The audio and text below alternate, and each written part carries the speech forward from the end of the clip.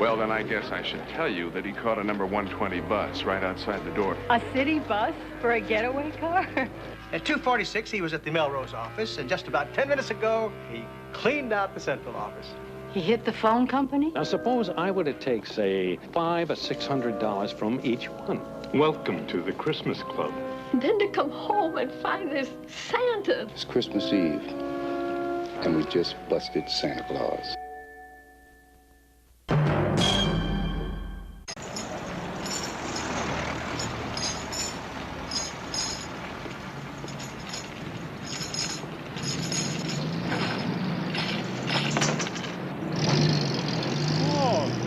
Merry Christmas. You're not getting much.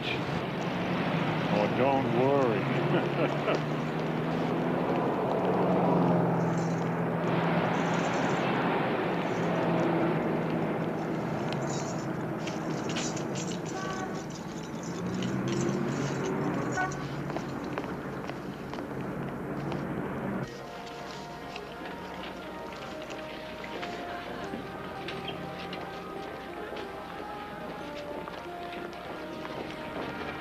Excuse me.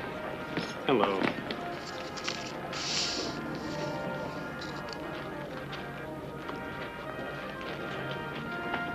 Welcome to the Christmas Club. Not what you'd call your everyday type M.O., is it, Sergeant? Would you call it that? Well, I gotta admit, he's enterprising, Captain. I mean, 3 banks in 4 hours. That's some kind of a record, isn't it? If you'll pardon my saying so, Crowley, I don't think you're entirely in the spirit of the thing here. Well, what I meant, Captain... What we have here is a little old man in a Santa Claus suit knocking over banks. Now, that's the way folk heroes are born. And that's what we're going to have on our hands unless you take that thing that you sit on, get it down to that bank, and solve this problem now. Yes, sir, right away. Be grateful, Sergeant. You know what they expect me to do? What's that, sir? They want a feasibility report so they can turn it down. They expect me to go through... Me? It's your unit. Captain, I want you to understand that I'm no, Take it. It's all yours. The bank first, then this. Bust Santa Claus. Yes, sir, right away. You mean that this is his first time out? This hotshot just jumps out of nowhere. You really believe it? This is Sergeant Pepper Anderson. This is Special Agent Ted, how to see nice you. to see you. So what do you think, Ted? Could all this be one guy? Well, it almost has to be, if you can believe the eye-wits. He leaves in a hurry, and he seems to leave alone. We'll be working together on this, won't we? All the way. You want to go to a party with us tonight? Great. What? McKnight's party. Didn't he say Friday night? This is Friday. It's next Friday. So where's the note? Oh, well, that's an interesting point. It's written on a letterhead. Acme Door and Hardware, St. Louis. A hold-up note on a letterhead? Don't trouble yourself. Our field office says that firm went out of business in 1947. So can we have a look at it? At the note? Sorry, he seems to have taken it along. Little old man. Well, not so little, actually. He's about 5'11", Caucasian, portly, with crinkly eyes. Well, that narrows it down. You said he left in a hurry. How, up the chimney? Banks don't have chimneys these days, old sport. Perhaps you've noticed. Well, actually, I'm fussy about those kind of details. You know, this is why I love working with you FBI guys. You're all so full of info, you know what I mean? Well, then I guess I should tell you that he caught a number 120 bus right outside the door here. He what? Why take the Bureau's word for it, Crowley? Check it out yourself. A city bus for a getaway car? Look, whatever you can tell us about him will help. Well, that depends. If it's the fellow I think it is, you got right off again. Where? Well, let's see.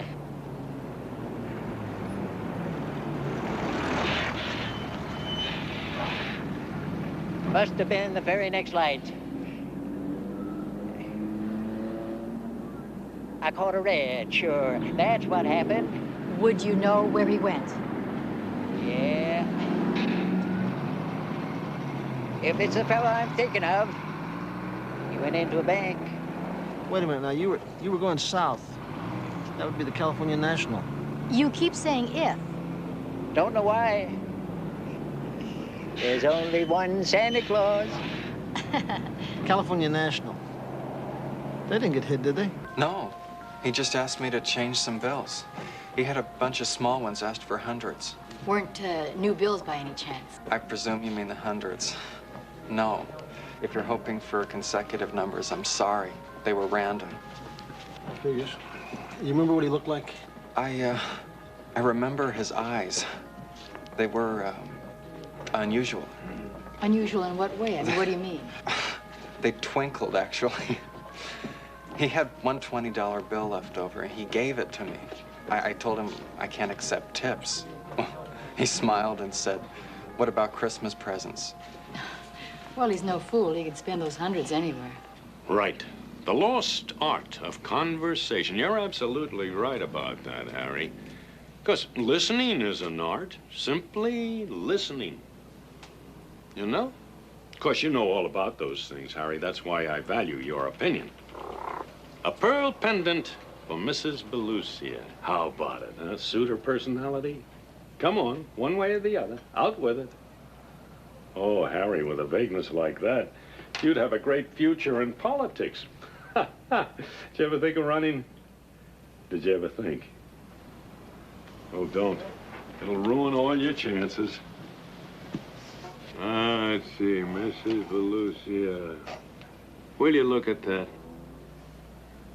When you look at all the work I still have to do, thank goodness it only happens once a year.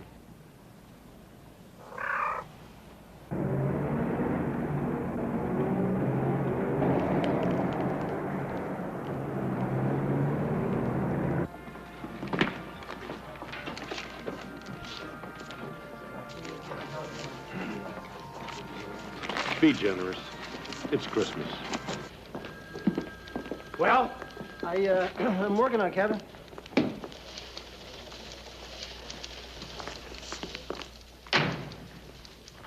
I have a smoking teletype. Raising the bar? That tells us our Santa has struck again. Oh, that's great. I needed that. Department of Water and Power this time, and he has a pattern. Yeah? A good pattern. You know how he worked it? The 102 bus, see? Cleverly marked in red. All the banks are on the one line. 1, 2, 3. Hits a bank, catches a bus. Hits a bank, catches a bus. 3 banks in 4 hours. So where is he now? As of 26 minutes ago, he was right here. So if he follows the pattern, all we have to do is sit and wait. Gonna be that easy, huh? Who says it's only the thought that counts? Really? Does it take 3 of you not to watch this machine? Well, I was watching them, actually. Pepper, listen, where did you get that pattern? How'd you come up with that?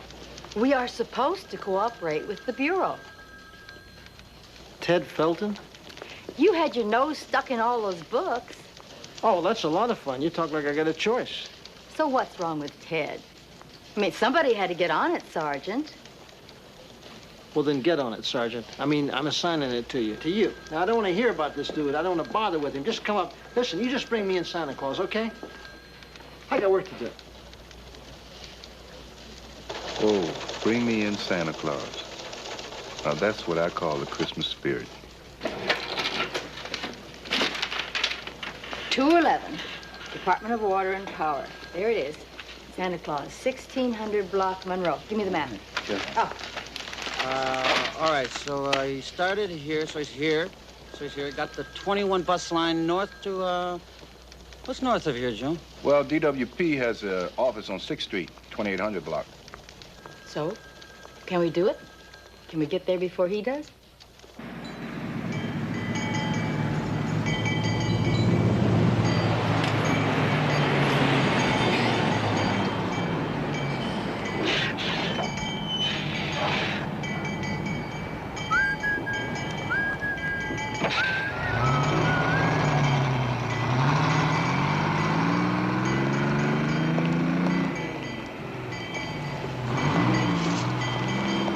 Y 51.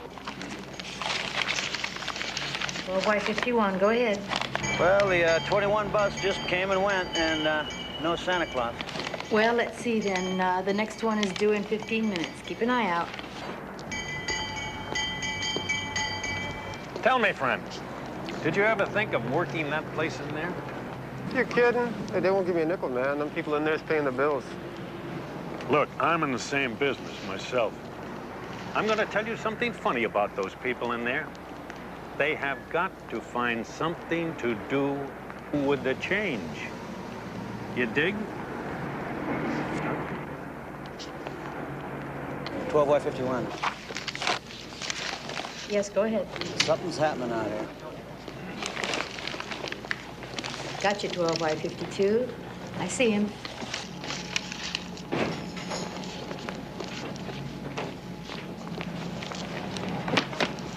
May I help you? Oh, definitely.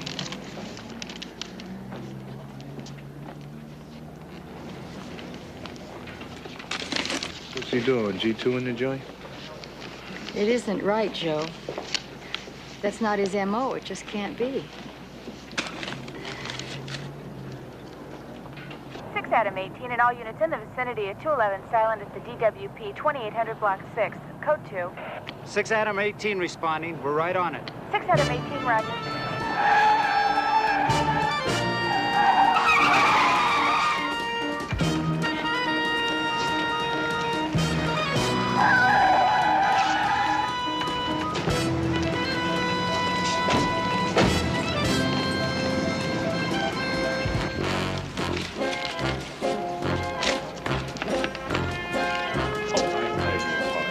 Merry Christmas. 51, what the hell is going on with me?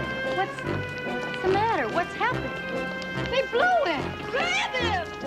Stop him! Somebody stop him! Him! Him right there! No, not him! The other man! What other man?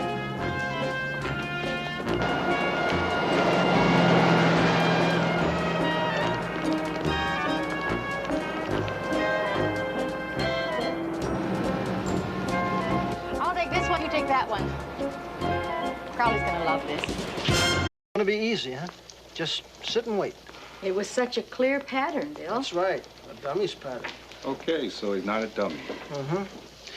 Well, you think I'm gonna rub it in, don't you? You think I'm gonna give you a bad time just because you stood there and you watched a suspect pull a 211 right in front of you and then you let him get away. Well, I tell you, just to prove to you what kind of a guy I am, just to show you how you've misjudged me, I'm gonna go back to my paperwork and leave the whole thing in your hands, Sergeant. Has he seen it yet? You haven't seen it yet, have you? You mean this? They tell me this is the best of the bunch. Let's hope it's a good likeness. What time's the bomb go off? See, that's what I mean about being misjudged. Now, where are you going? I'm leaving before you become violent, my friend. Me too. Thank you. Listen, did you think about getting a blow-up of this, maybe? Yeah. Say, listen, whatever happened to good old Ted Felton? DWP is out of his jurisdiction, remember? I'll see if I can get Santa to hit another bank, okay?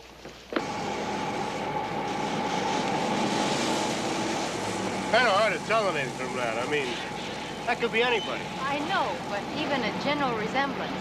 Early 60s, portly, about 5'11". There's only one guy I can think of. He's a regular. I don't mean every day, but he always uses the same stuff, you know?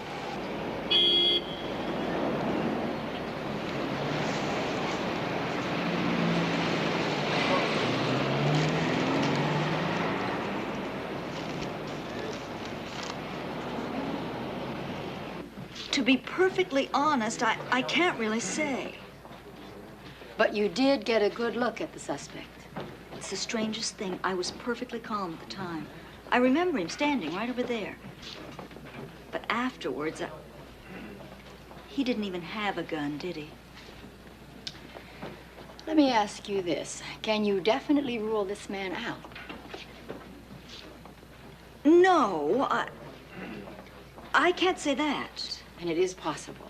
What if I brought him in, say, stood him right here? Tell you what I remember. Quite clearly, in fact. His tie. I could identify that.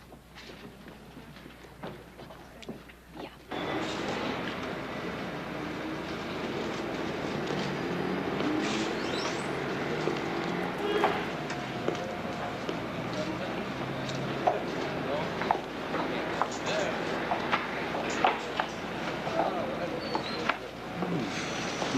So what's he up to?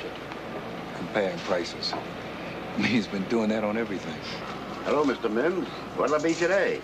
Well, I think a dozen eggs will do it. Yes, oh, sir, Mr. wait. Is that price correct? Yes, sir, Mr. Mims. Went up just yesterday. We'll never let sub. You better make it half a dozen. Q. Waldo Mims. Q for Quincy. He's living on $316 a month Social Security and a small pension from a firm in St. Louis. Not the one on the note. He's got $129 in savings, period. So why are we chasing this guy? But you did say St. Louis. Bill, this Santa Claus guy, I mean, just so far this week has ripped off, well, almost 5,000 bucks. That poor Mims hasn't got a spare nickel. Seems mighty strange to me, really. Could this be him? Sure. And 600 other guys. Yeah, okay. I can see I'm asking too much of you guys. I mean, why trouble yourselves? Why don't you just write up the report and turn it into Barnes? Maybe that'll improve your standing right here. Or is there something else you maybe can dream up to do?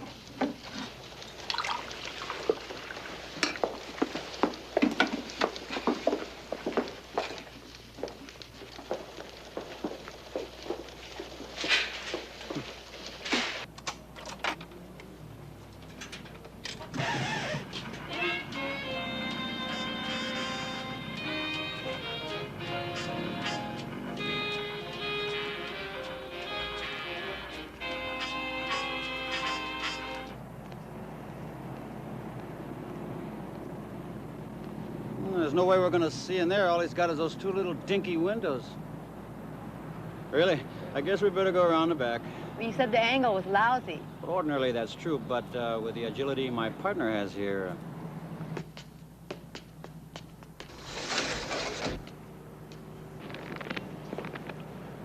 Are you sure you want to do this? Well, nobody can say I'm not motivated. You know, I'd do it myself if I didn't have my lucky break. I appreciate that, Peter. But I've always wanted to fly. Just take it easy now, really. Okay. For,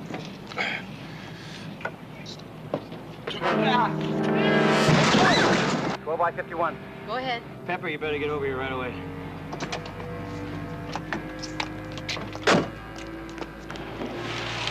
Oh, Joseph. Icky poo. Oh.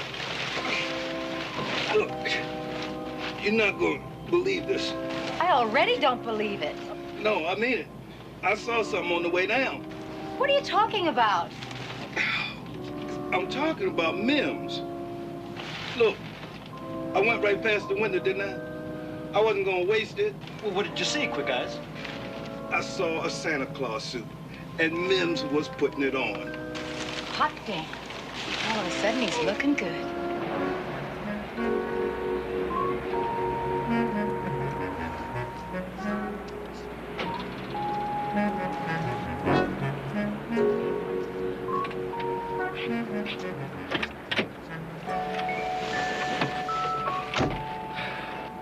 Merry Christmas. Okay, what the hell is this? Take a look yourself. See it? What's the matter with you, Joe? Nothing. Nothing at all. See, Mims shows up in a Santa suit, gets on a bus, goes to the florist, buys that bouquet of flowers, gets on another bus, and gets off here. So what? That's not exactly a bank or anything over there. Looks like a bunch of rooming houses. See, now that's an astute observation. That's why he's running things and we're a bunch of peons.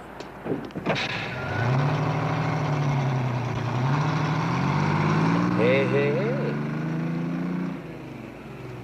Well, I suppose that tells us something. Well, what is he going to do, rip her off? Huh? Yeah, really. She's got money written all over her. You never know about those little old ladies.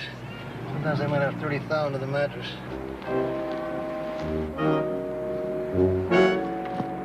I just saw him go through that door in there.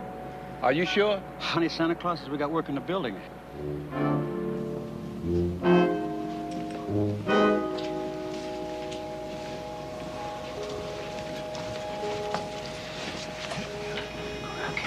Wait a minute. It's my turn to kick the door. No. You last week, you kicked the door. Don't you remember that?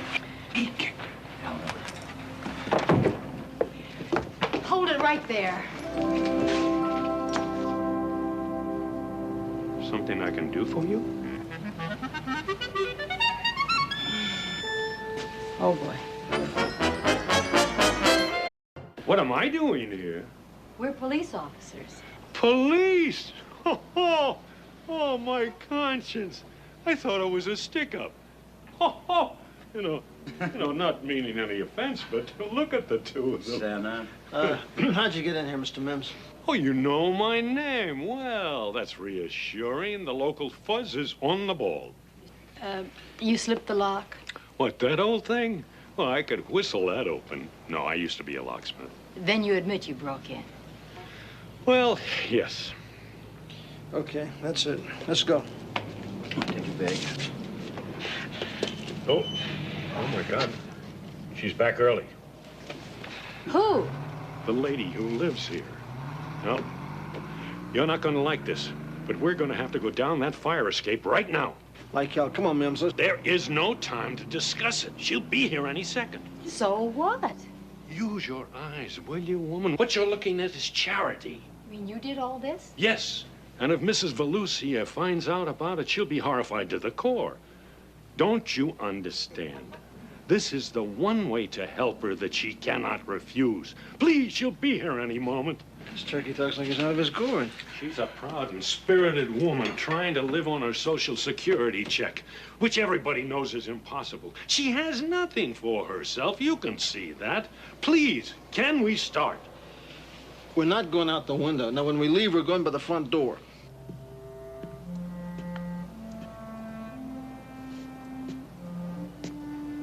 Here, you see that? It's cat food. She's 76 years of age, and this is what she has to eat to stay alive. Twice a week. That's all she can afford. Bill, there's a lady coming up the steps now.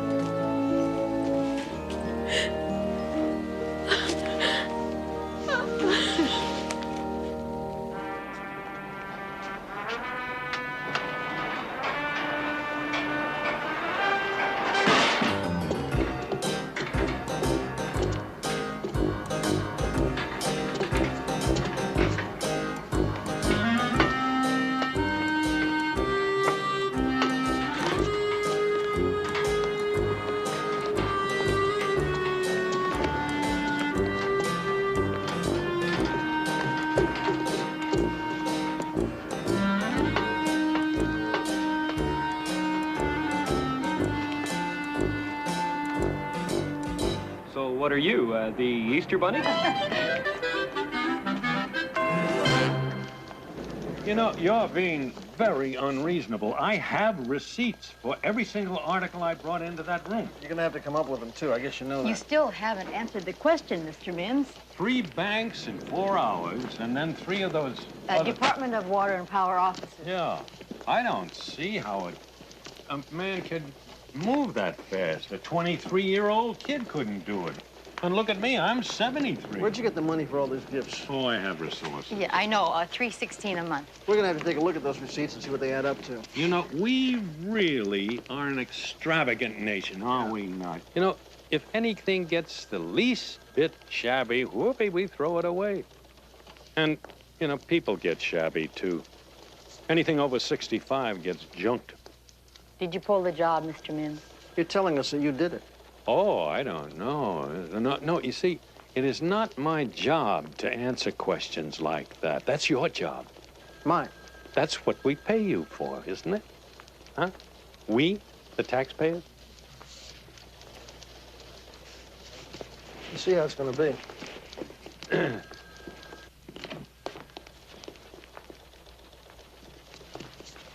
Mr. Mims, let's knock off the chit-chat.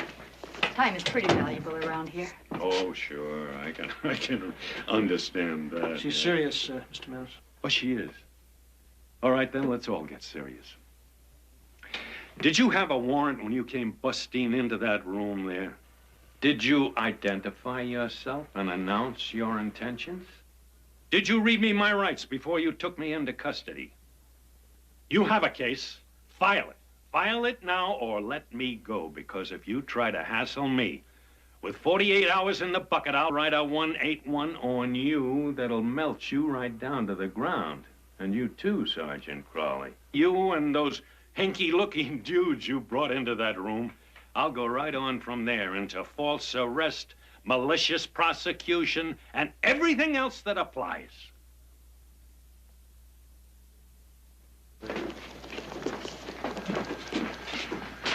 No hard feelings, I hope.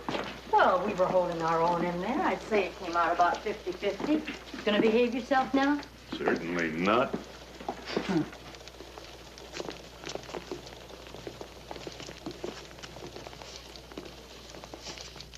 Bet you don't have that feasibility report either. Oh, boy.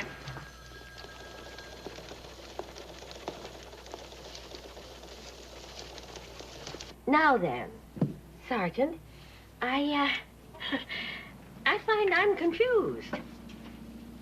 The manager said something about a commotion, but... Yes, we got word that there was a prowler in the building. Ah, I see. A prowler. In this room, in fact. Well, I guess there was. My dear, I don't care how tough you are. It's hard to keep going sometimes. When there's but one check a month and only 4 walls, you can get the feeling, especially at night, the feeling that no one on this earth really knows you're alive, much less cares. And then to come home and find this Santa, this, wherever he is, or perhaps she. Well, who knows what I might have come to otherwise. But there's no doubt about it, Sergeant. And I mean this. He's gotten me through the last 3 years. 3 years he's been doing this? Okay, that's our answer. Now we got it. How'd you figure that? Oh, he's got a pattern. Then he breaks the pattern. It's okay. It's all right there in the computer. We just have to go dig it out. Look, older people got habits, deep ingrained habits. We just use it against them. Just like that? Well, no, not just like that, but it's all there, Pep. It's all there right in the computer. All we got to do is dig it out and wait for him to come to us. If he's been at this for 3 years, how come we only found out about it now? Right. You know, I'm glad you asked me that, Pete, because that shows interest, and interest shows motivation. So you two get down and stand in the computer line. I want you to punch in everything we know, age, MO, the whole business. When you get the right answer, come back. I'll be right here.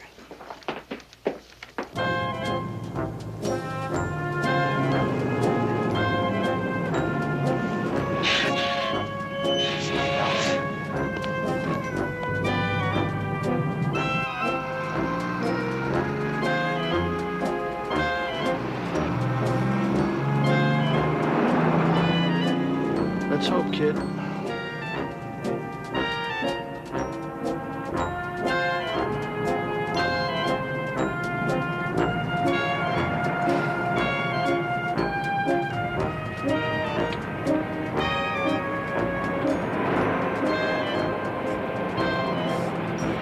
I see a young man getting off, a woman, 2 kids.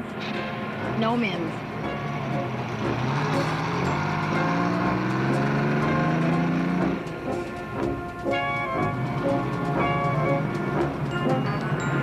You shaking your head?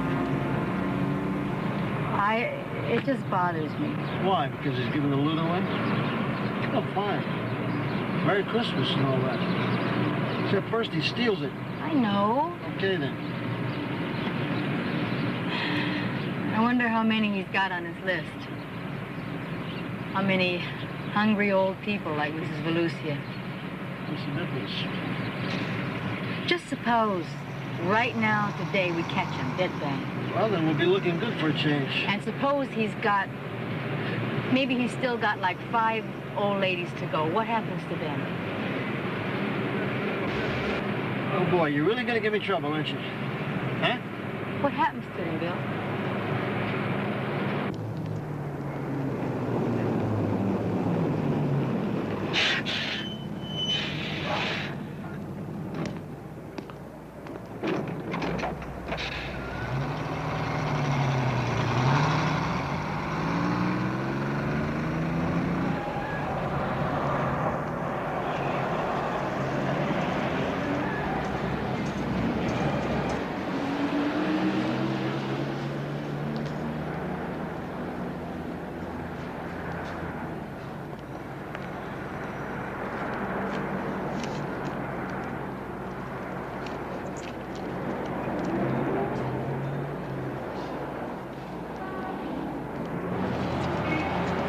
There, Bill. You weren't there to see the look on her face, to hear the emotion in her voice. You don't even know what I'm talking about. Do you think I'm going to get a kick out of busting this guy? I mean, do you think I really want to grab some old guy like that off the street and then throw him in the jail? I mean, there are a lot of rotten people in that jail. But don't you think this is just a little different? I mean, this time, this one man is just a little tiny bit more human than the usual scum we run into. Listen, let's get something straight, Pepper. I mean, suppose he turns around right now and he pulls a heist. Suppose we see him and catch him dirty. I mean, now what are you going to do? Bust him. That's what I'm going to do, bust him. I don't think I believe you. What? Well, what do you expect me to believe? Pepper. Mims. Where is he?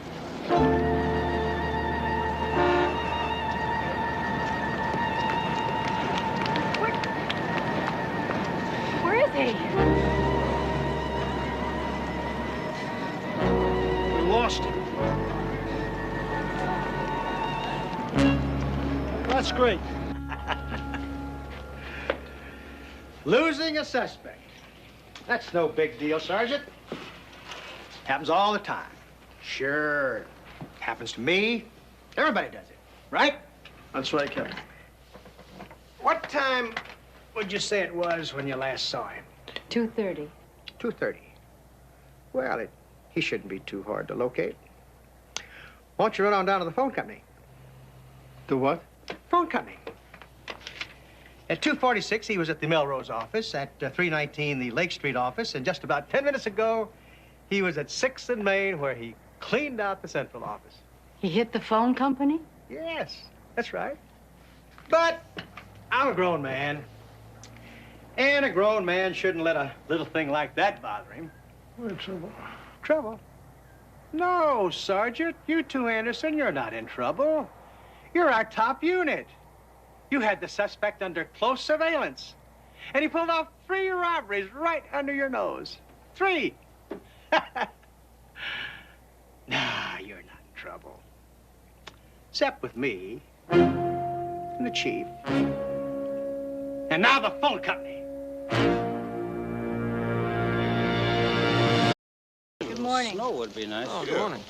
Good morning. Merry Christmas. Please, I don't want to see one. Oh, come on, Pep. Don't be that way. It's Christmas Eve. This hour of the morning, to me, it's just another work day, far as I'm concerned. Moody on Christmas, Pepper. That's not nice. What do you know? It's us. What is? Joe had an idea, so we fed it into the computer. It's Christmas Eve, right? The way it looks is Mims always saves one last shot for Christmas Eve. The thing is, where or when can we predict it?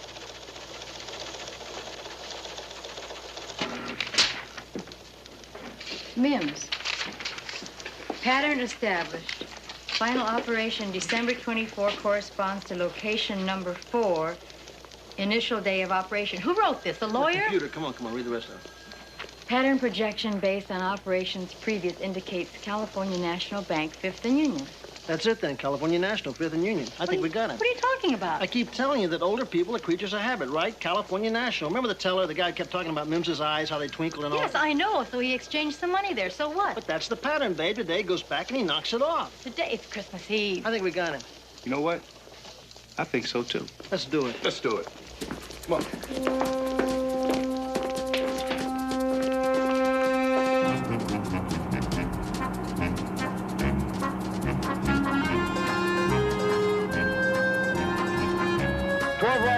This is 12 Y 52. Bill, he just split.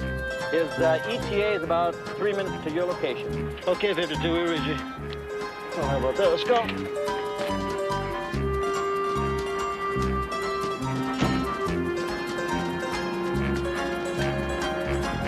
You're reasonably certain that there won't be any shooting. He isn't armed, Mr. Summers. He just uses that note. Still, I don't know. Just letting him walk in here like that. What if there's trouble? I can assure you we're not going to attempt anything in here. And we have men outside. We'll let him go outside with the cash, and then we'll grab him there. Well, all right. I'm sure you know what you're doing.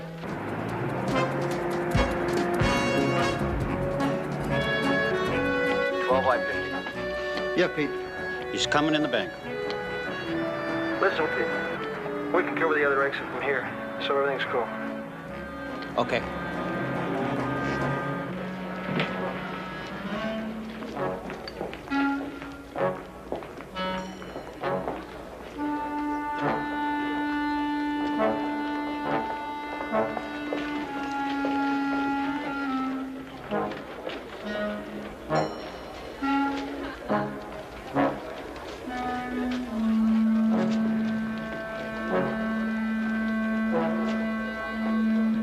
May I help somebody? Oh, 52. Yeah, Bill. Mims just got wine. Looks like his wandering days are just about over. All right. This is your bus. You should be feeling pretty good right now. Just make sure you put the cuffs on him. Count me out. Thank you, and a Merry Christmas. May I help you? Sure may.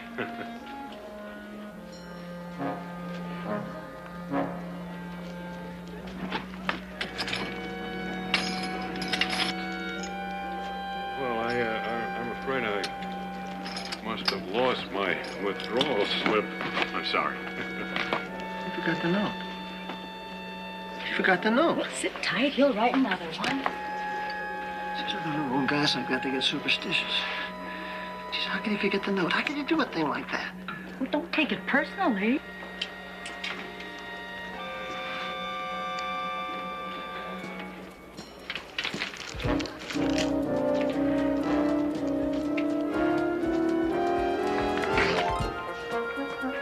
So what, 52?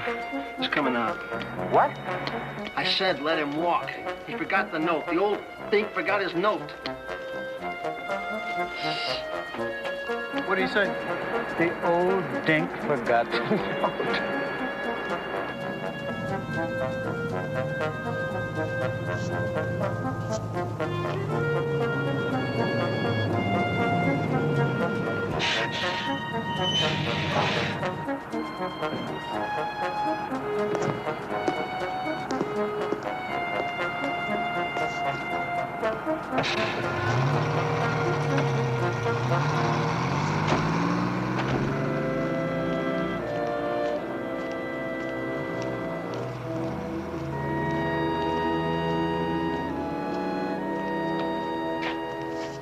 That's the second time he's transferred. He's not going home. He's going the other way.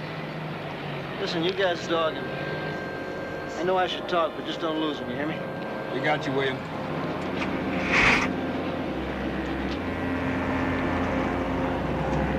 What's the matter? He got away, didn't he? The note. Bill, if he forgot it... Yeah? What? Well, if he forgot it, it could still be in his room, couldn't it? You know, it just could be. We'd never get a warrant, though. It's Christmas Eve. Who could find a judge on Christmas Eve? Even if we could, he wouldn't talk business. Well, then we'll just have to wait till next year, won't we? I'll find the judge. That must be his wife. Wonder what happened to her. You suppose they had any kids? No, there'd be pictures. Lieutenant Q.W. Mims. He was a flyer in the First World War. Look at this. Remember in Mrs. Velusia's room, the day we busted him? He had 3 names to go. Looks like we kind of lost our schedule. 36 names here altogether. Look. He's all through. Everything's crossed off the list. So what's with the California National Bank? Yeah, what?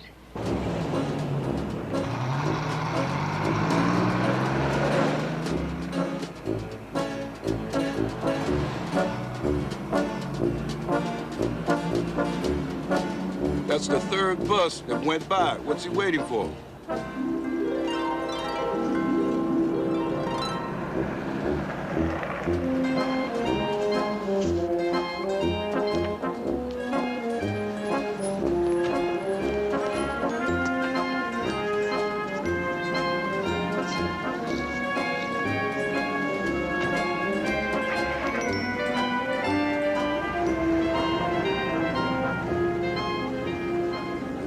Not gonna believe what you're getting ready to tell him. Yeah, sure. That's right, Bill. That's just what I'm saying. A chauffeur-driven, white convertible Rolls-Royce. How about that, huh? Pete, what you expect? Put off the red-nosed reindeer? Just stay that way. Creature of habit, huh? Yeah, you just keep digging. Well, there's no note. Just dig a little deeper, Pepper. It's gotta be here somewhere. Scrooge!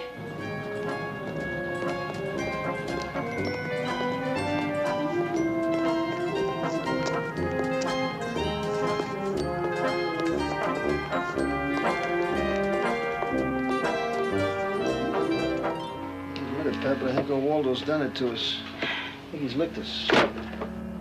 Well, 12 by 50. 12 by 50. 12 by 50. Yeah, it's Pepper. Well, Pep, we ran a check on the plates and the Rolls is rented. He's down here at the wholesale market now, filling it up with food baskets. How's he paying for it? A very good question. Check it out. See what you can find. You know what I keep thinking about? When I was a kid, I read a story called The Purloined Letter, where this guy takes a letter and he puts it on a mantle right in front of plain sight.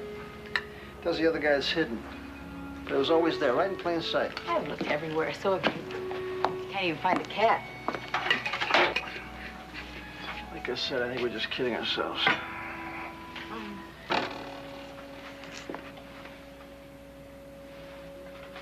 It's just an idea.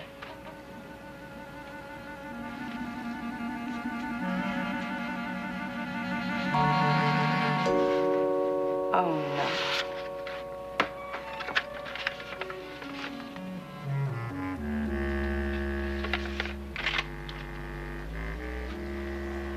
That's what I call hard evidence. Okay. That's the ball game. Let's go pick him up.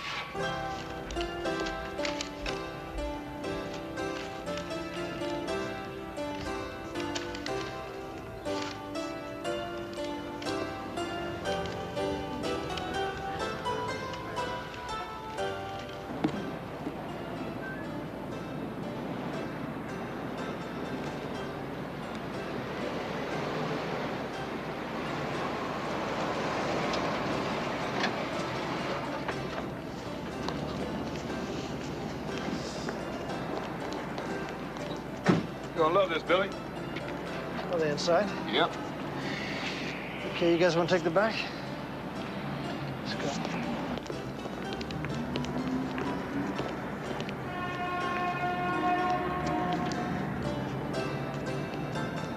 There you are. Happy Christmas. God bless you. God bless you, dear. And here you are, sir. Merry Christmas. Yes, yes, the same to you. Thank you. Merry Christmas, dear. Thank you very much.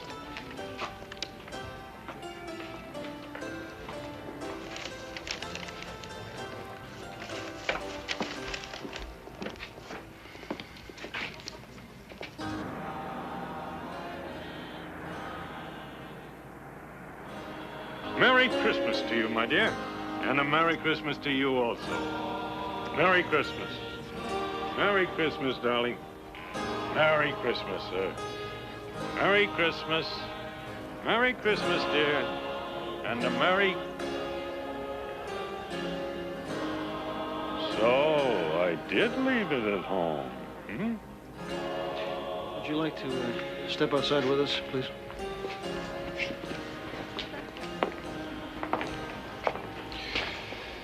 It's beautiful, man. It's Christmas Eve, and we just busted Santa Claus.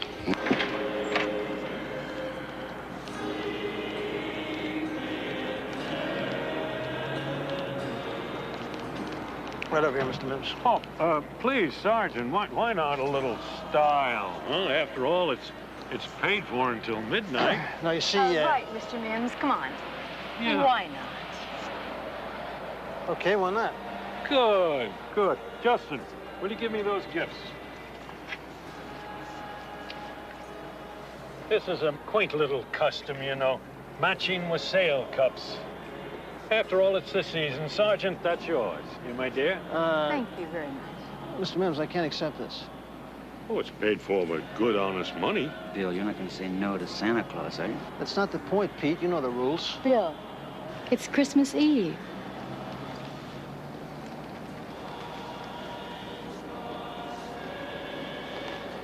Thank you, Mr. Mims. Good, good.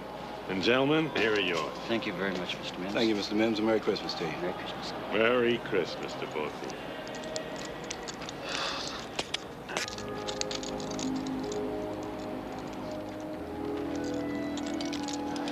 you. Pete, would you get my car back to the garage, please?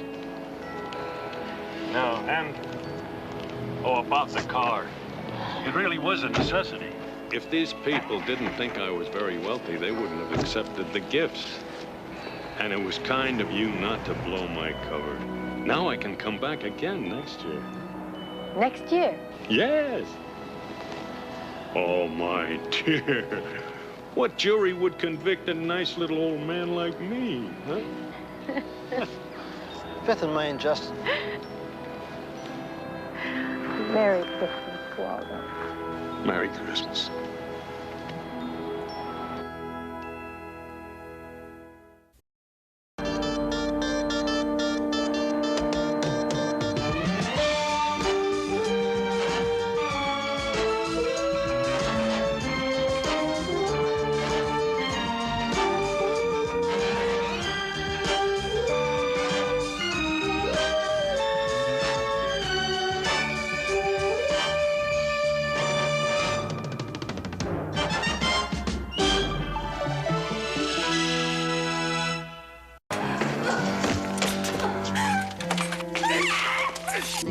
Terrorists. They just gave me 48 hours. After that, they're going to send me her right hand. What's the matter? Pepper, I found a lump in my breast. 10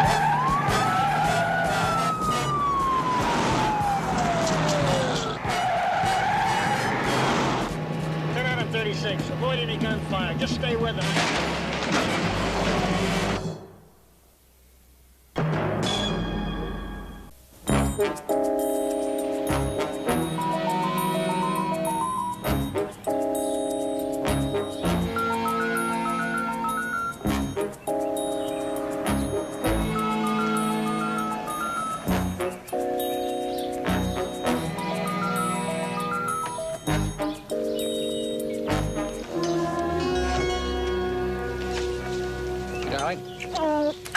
Bye-bye.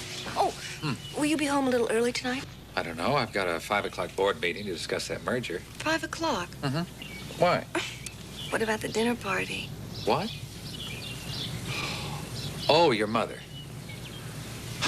Don't lady college chancellors ever get tired of cooking? Oh, the lady likes to cook and entertain. And besides, She's very fond of you. I'm fond of her. Oh, Joss, I'm sorry, darling. It just slipped my mind. You know how important all this stuff is. No, Paige. I don't know what's important to you anymore. I mean, we never spent any time together. Joss. Well, you canceled our last vacation because of, what was it? I bet you can't even remember. The government conference on geothermal energy. How about that, huh? You're terrific, you know? It's no wonder you're a board chairman. I mean, you can remember some stupid conference that took place 2 years ago. Look, if the meeting runs late, Helen will call you, and I'll just meet you there, okay? Come on, I'm late. Bye-bye. Bye-bye.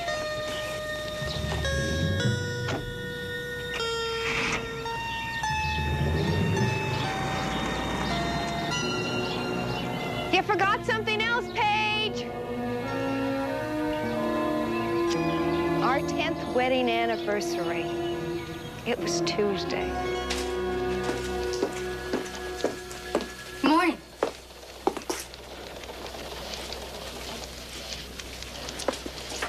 You know something? I think you drink too much of this stuff. I think it's the caffeine.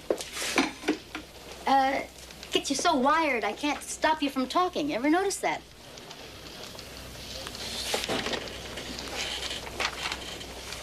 I have been wanting to tell you something, but I've been waiting for the appropriate time. I'm pregnant. Get Joe and Pete on the radio. Tell them I want to see them right away. Good morning. City Council budget cuts. Effective immediately, 1 investigator position will be cut from the Criminal Conspiracy Unit. That's us. What does this mean? It means that effective 0900 today, either Pete or Joe will be reassigned.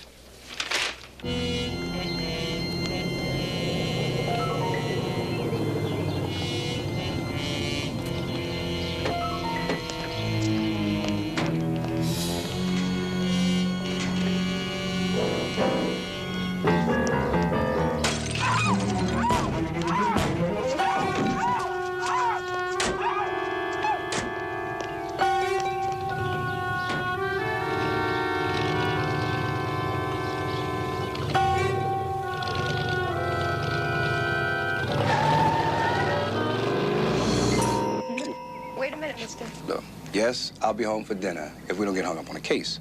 Now, you see, I read you like a book. Yeah, just like a book. Is everything all right? Mm-hmm. I mean, don't worry about the bills. They're going to get paid anyway, okay? No, everything's okay. It's just, well, you've been working late every night this week. I need somebody to talk to other than the kids. Okay?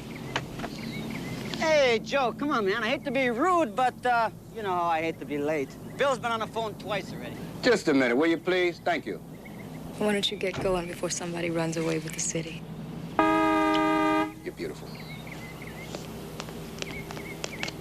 Listen, we got your wife. You what? Who is this? She'll be returned unharmed if you do exactly as we say. We want $2.5 million, and we'll call you when you're... Let me talk to her. Put her on the phone, now. Shut up and listen, huh? No cops. You go to the police or the FBI, and we're gonna know. So no cops. Now, wait a minute. Let me talk to her. Put her on the phone. No, don't hit.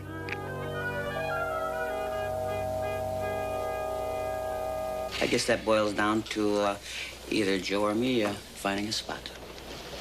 When? That damn thing says effective immediately. I'm supposed to notify personnel by 10 this morning. How can you find a spot? I mean, in 2 hours, it's nuts. I'm not going to argue with you. I checked personnel. There's one opening. Night watch desk and auto theft. I'm your man, Bill. Really.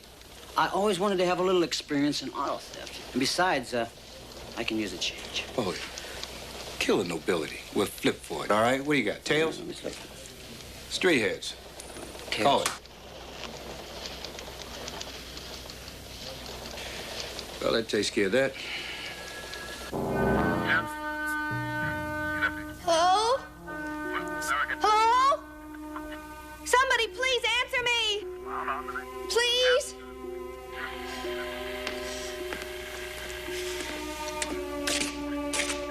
Yeah, what do you want? Please, I'm cold. May I have my jacket? No way, lady. Oh, please. please, a blanket, anything. I don't care. Okay.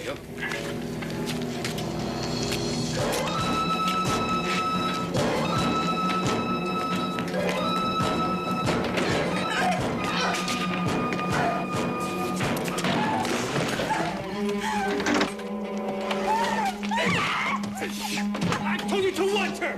I was! Besides, she wasn't gonna go too far. Paige, I've known you and your wife since you were in college. There's no one at this table that is more concerned for her safety than I am. But we cannot go on with the demands of these terrorists.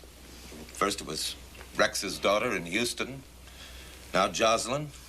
Tomorrow, who knows? It's immoral. We've got to call in the police. These people have to be apprehended. To the board members who don't know, this is Harry Triplett. He's with the Administrative Protection Services. Harry, tell us how you handled the Houston kidnapping. Well, it went down very simply. If a kidnapping can be simple. We put the ransom in a motel room. They picked, and 4 hours later, the victim was released. Well, do you feel these are the same people? And what's your thinking? Should we call in the police this time? And yes, they are the same people. South Americans, probably Venezuelans. At least their MO is the same, very much so. As far as calling in the police is concerned, well, that becomes a matter of priority. If your first concern is for the safety of Mrs. Westmore, then I'd count them out. Or as the police are programmed toward one thing, apprehension.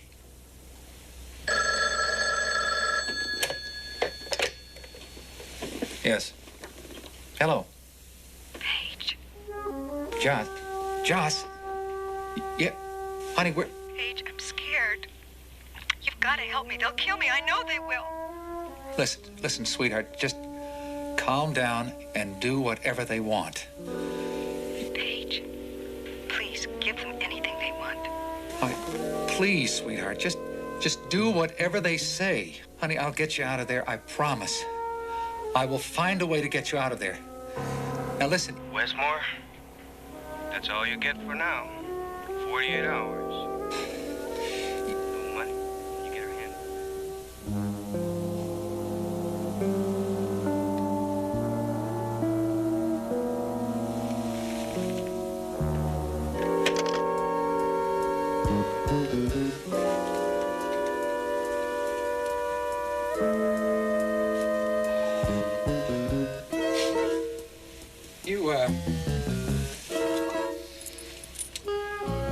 You go on and talk about merger and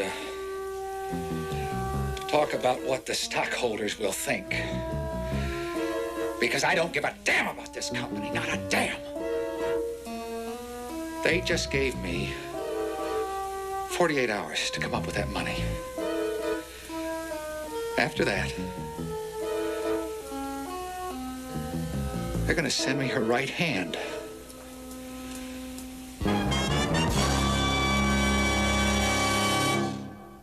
At first, I suspected they had a fight. Jocelyn's a healthy, athletic woman. And Paige, he's like most successful businessmen. He sometimes neglects his family life. His priorities become confused. Did Mr. Westmore say anything at all about your daughter last night other than that she had the flu? Nothing. Mrs. Davis, is it your feeling that he intends to pay this ransom without notifying the authorities? Sergeant, my daughter is their second victim. I'm positive. How do you know that? Well, earlier this year, in Houston, they abducted the 12-year-old daughter of one of Tri-Continent's executives. And she was released unharmed? After they'd paid $750,000. You mean they never notified the police? That's correct. I'm told Tri-Continent retains a company, Administrative Protection Services. They negotiated her release and delivered the ransom. Mrs. Davis, if your son-in-law didn't inform you of this abduction, just how did you obtain this information? Well, John Meade, he's on the board of directors. A very dear old friend called this morning. He told me everything. Look, I don't care what your informant says. My wife is vacationing in Hawaii. We had a little fight. She wanted to get away. Mr. Westmore, you might as well level with us. You see, we know all about that kidnapping in Texas. Only now they've got your wife. She's an adult.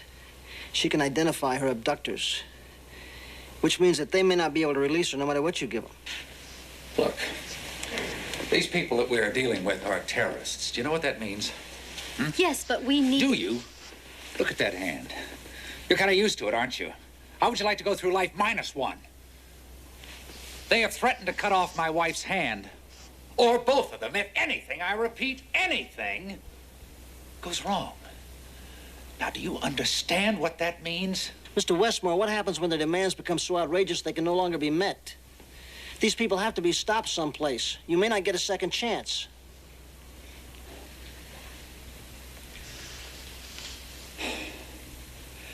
I haven't been contacted since yesterday. What were your instructions? To raise the money. How much? $2.5 million. I was to give it to the chauffeur and he'd make the delivery. Why the chauffeur? I don't know. I mean, they're smart. They know he's used to taking orders. He'll do as he's told. Could we talk to your driver?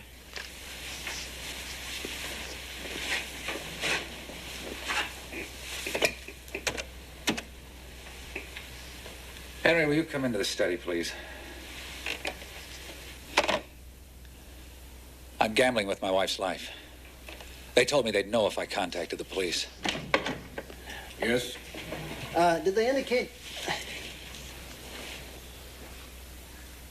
Excuse us. You looking for someone? For the police department?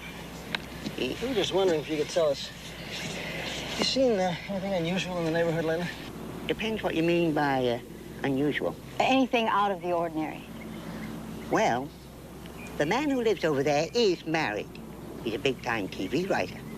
And over there next door is a gorgeous blonde. Now, her old man spends most of the time in Europe. But every morning, when the writer's wife takes off, he goes hippity-hop across the street. That's not exactly what we had in mind. I mean, have you seen anything strange? Like maybe a strange car? Maybe a car doesn't belong in the neighborhood, something like that. Yeah. I did see a yellow van parked out in front. A yellow van when? Oh, 3 or 4 mornings in a row. Probably a new gardener. Anyway, I haven't seen him since yesterday morning. Thanks very much. You didn't get a license number or anything? Just a big yellow van. Looks sort of new. You know, you shouldn't go without your teeth. You eat too much soft food that way. Oh. I don't wear them when I'm working. They're sort of uncomfortable. Thanks. You had to bring it up. Hey, if you want to see something really weird, there's a woman lives down the street. Joe, you got company. Hi. Hey, hi. I'm not sure he's awake yet. Most people are having lunch about now. You working you to this? I wish. You want some granola? No, you know what I'd like is a cup of coffee. You got it. Pepper, can we get you some? No, we stopped for a bite. Oh, here you go, boss. Can I have some cream? Well, look, let's just say it's different than the field, okay? And leave it at that. Thanks. And what are you guys doing here? Joe, we need your help on a case. What, are you kidding? No, that's what I want to talk to you about. Listen, why don't you guys talk? I want to take Pepper and show her my new chair. What new chair? Why not? Go ahead, tell me about it. We got us a tiger by the tail. I mean, a big kidnap case. Harriet, are you all right? No. I don't know. What's the matter? Pepper, I found a lump in my breast. Have you seen the doctor? Well, I mean, it probably won't be anything at all. Have you told Joe? I can't do that. Not yet. This new job is driving him crazy. I want to wait until I see the doctor first. Well, you know, he's strong. You can lean on him. I think he'd want to know. What you're really saying is that he has the right to know, isn't it? Pepper, you have no idea what this transfer's done to him. Inside. I can see it. I can't dump this on him right now. But he'll have to be told eventually. Would you do me a favor? What? Well, I want to lean on you a little bit. Would you go to the doctor with me? Oh, sure. Yeah, but how can I help? Joe, I think we're dealing with terrorists. Now, these guys want to negotiate through the family chauffeur. I tell you, it's incredible. This guy is a dead ringer for you, Joe. And I mean he could be your older twin brother. Where is the rest of it, Triplet? They could call here any minute. They gave us 48 hours, Mr. Westmore. I think we can count on that. Rest of the money will be here by 2. Now, Henry, you listen carefully to me. Your safety, and what's more important, Mrs. Westmore's life, depends on your doing exactly what they tell you. I understand. But just what do I do? Probably just deliver the money, nothing more. But please do whatever you're told, because these people have given us every indication of meaning business. Why don't they call? Thank you. Come in, Mrs. Stiles. Thanks for waiting, Pep. Whoever heard of half a favor? That'll be all, Emmy. Thank you. It's malignant. Would you mind waiting that side, Mrs. Anderson? Oh, no, please. I want her to stay here. Is it all right? Yeah, it's fine if that's what she wants. Have a seat, Mrs. Stiles. Well, let's try to be a little more positive. This only gives me an indication. Nothing certain yet. Right now, I feel we should remove the tumor and do a biopsy as soon as possible. It's the only way to be certain. And, if it's malignant? We'll cross that bridge later. I'd like to discuss this with you and Mr. Stiles. Now, that's all your questions at that time. No. I want to know right now. Harriet, I think Dr. Ando would prefer to discuss this with you and Joe together. Pepper, I want to be told now. This is my body. I'm the patient, not my husband. Doctor? If it's malignant, we'll have to remove the breast. Unit 60 through 10, you stay with Stiles. Now, I mean, no matter what happens, you stay with Stiles. All the 12Y units move with the money. Stiles will pick up the bucks at Westmore's at 15:30 hours, and at 16:30, he's to be at the bench in front of the Triforium. There he should be met with one of the kidnappers. Then we just follow the crook to his Confederates. It sounds simple, but don't count on it. Joe strung out a mile on this thing, so I want communications kept to a minimum. Now, if you got any questions, ask them now, because I don't want any screw-ups out there. All right, let's get started. Pete, how'd you word the broadcast on that van? To all police personnel, assigned precincts, wanted for questioning. Possible kidnap all occupants of a late model yellow van, NFD. Observe only, do not attempt to detain, notify Sergeant Crowley, CCU. It's pretty thin, but maybe we'll come up with something. Yeah. Well, take care, Joe. Huh? But I can't find anybody else, Pepper. Don't you understand? There's no time. Now, if I postpone this thing for 3 or 4 hours, they could kill her. I know, but what about Harriet? She's terrified, and he ought to be with her. I mean, isn't there anything we can do? We owe him that much. Believe me, I know. I understand what No, you're I saying. don't think you do. I don't think you could possibly understand the fear facing that kind of surgery. I think I could, Pepper. I think I understand. She's got to be scared to death, right? But, Pepper, Joe volunteered for this job, and that was his decision. Now, it's too late. I can't pull him off. I'm sorry, Pepper. It's just too late. Well, then you think I should tell him? At least he ought to know. Absolutely not. You tell him. You send him out there with that kind of pressure. No, he makes one mistake, Pepper, and he's had it. Absolutely not.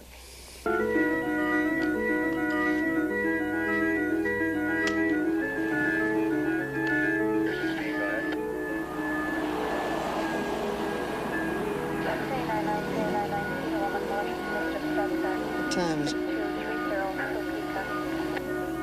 Almost 9. It's over 4 hours. I don't understand it. I want to make a move. I don't know. I'm not them. Lighten up, will you? I mean, you've more than made your point, all right? Get this thing wrapped up, I'll get him home. What time is it? Almost 9. Why don't they do something? What are they up to? I mean, why would they pick a location right in front of a police building?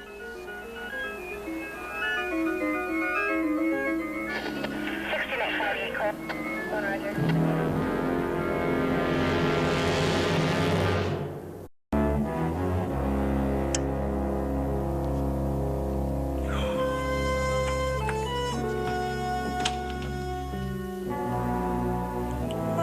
what time is it? You awake? I was trying to be quiet. Guess a little after 2. Oh. But you, don't awake. Couldn't sleep. How'd it go tonight? I'm numb. I've never been so cold. 8 hours sitting on that bench, holding $2.5 million. And I'm thinking, any minute now, somebody's gonna heat things up and blow my brains out. Joe, when are you going to be finished with this thing? We think it was a dummy run. Their way of testing us. I was probably being followed all the time. Oh, I gotta be at Westmoreland 6 o'clock tomorrow morning. Man, I've never been so tired.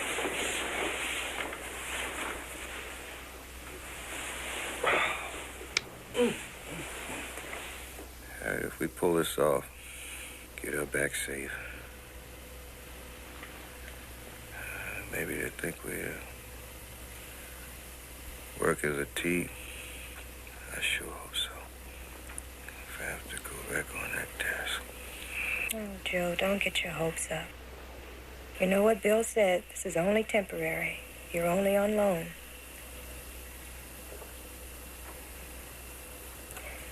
I know it's late, but there are a few things we have to talk about. Mom's coming over for a couple of days.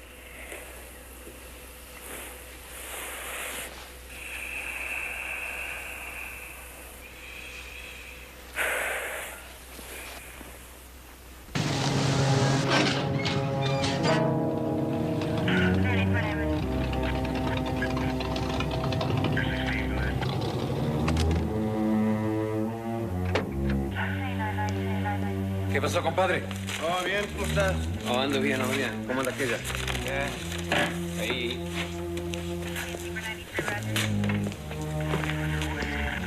Come on, wake up.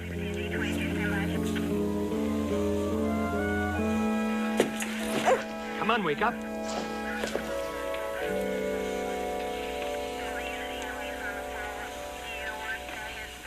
When are you going to let me leave?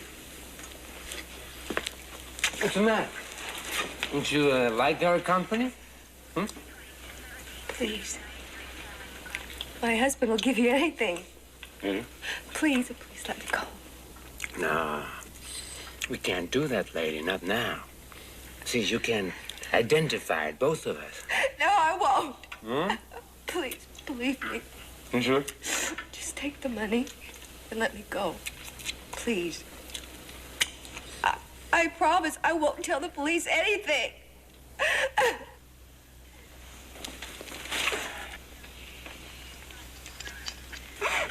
Traguito? Come on, traguito. No? Here, eat one.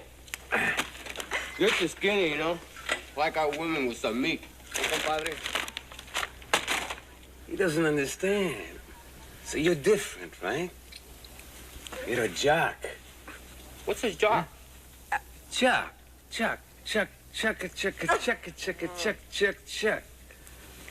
Right, lady? Well, when did he call?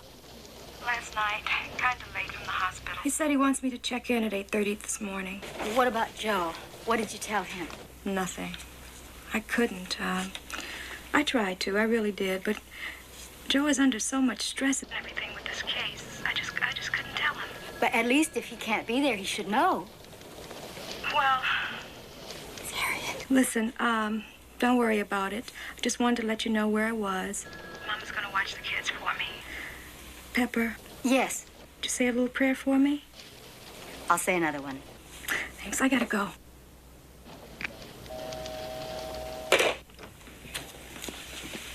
Thank you. Oh, Laura. Laura, this is Mr. Triplett. How do you do? Laura's replacing Helen temporarily. There was an illness in her family. What was it, her mother? I think her aunt. Oh. Well, anyway, there's some coffee over there on the piano, Laura. Thank you. Fred, she had to be told she's helped arrange for the money. I see. Well, if they're reasonably certain that we haven't called in the police, we'll probably hear from them today. And you just feel that they've just been testing us? Yeah, that's right. Well, I don't know what more. I mean, I've done everything they've asked. Why don't they live up to their end of the deal? Well, it appears we're dealing with some very cautious, experienced criminals. Did you get any sleep? No, ma'am. I was up all night polishing the Mercedes. You look a little uptight. Are you nervous about this one? No, not nervous. As much as tired. I just wish they hurry and get this thing over with. It's understandable. Anybody want any coffee over there? Oh, no. What time did you hit the sack? Oh, I don't know. A little after 2, maybe. I think something's wrong with Harriet. She seems to be worried about something. What makes you say that? Well, she usually sleeps like a log, but she was up when I got home. And that's not like her. No, I think something's bugging her. Maybe I should have said something to you before, but just listen and try to understand. And that's the way things are at the moment. And I'm reasonably sure that's the way to stay. Hello? Whistler? Yes. You get the cash? Yes. Good. Last night was a test. Now I want to talk to your driver. All right, I'll put him on. He'll do exactly as you say. You get better, or your wife is dead. I understand. Henry, they want to talk to you. Now listen. Why didn't she tell me? All right, all right. Henry, come on, get on the phone. I gotta get out of here. If anything serious develops, we'll get a hold of you somehow. Henry, come on, move it, man. They want to talk to you. Go ahead. We can't do anything now.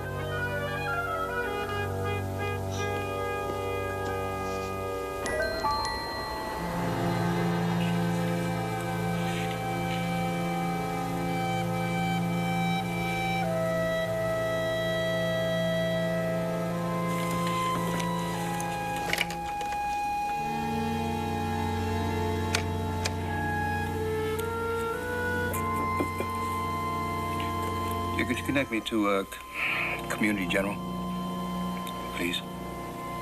It's on Ocean.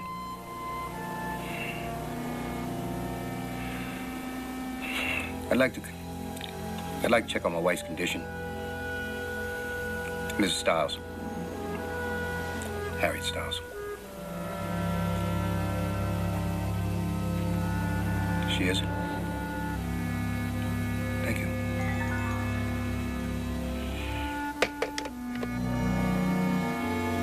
Oh, please, don't let anything be wrong.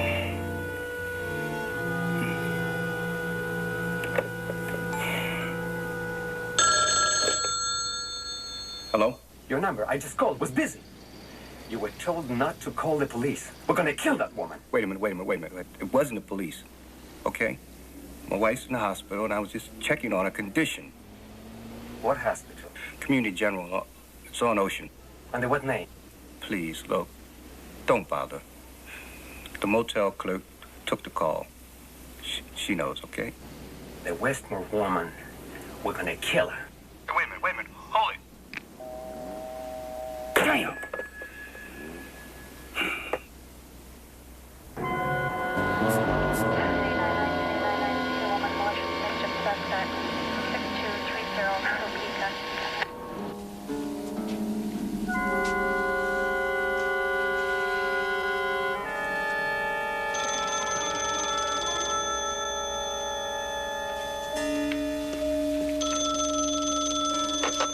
And you told him? He knew something was wrong. Yes, I told him. You'd have done the same thing at that moment. I know you would have. So would Pete.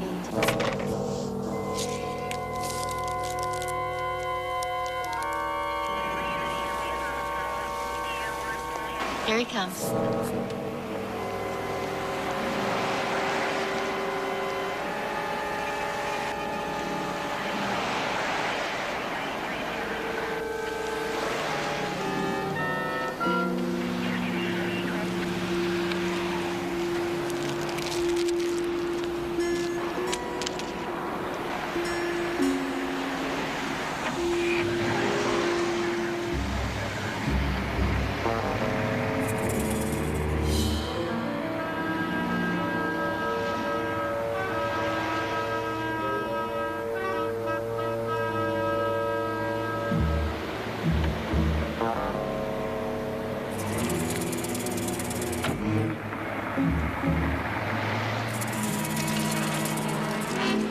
careful. These people are really together. I'm to pick up a car at 9th and Virgil. They've left instructions over the visor. Be careful. They're hinky and watching. Important. I thought I could hear police calls in the background. Good luck. Police calls? Shit. Yeah, but that's it. They're using a scanner to monitor our broadcasts. Then they know Joe's walking into a trap? No, not yet they don't know. They knew Joe was a cop. They'd hang this whole thing up. There's a car over here.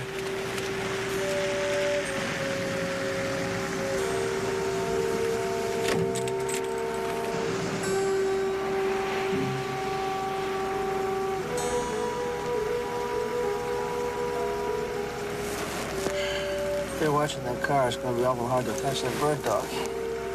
Hey, kids, give me that bird dog. Can you come here a minute? What do you want, lady? You boys want to earn $5 each? Yeah. Listen, see that car up there?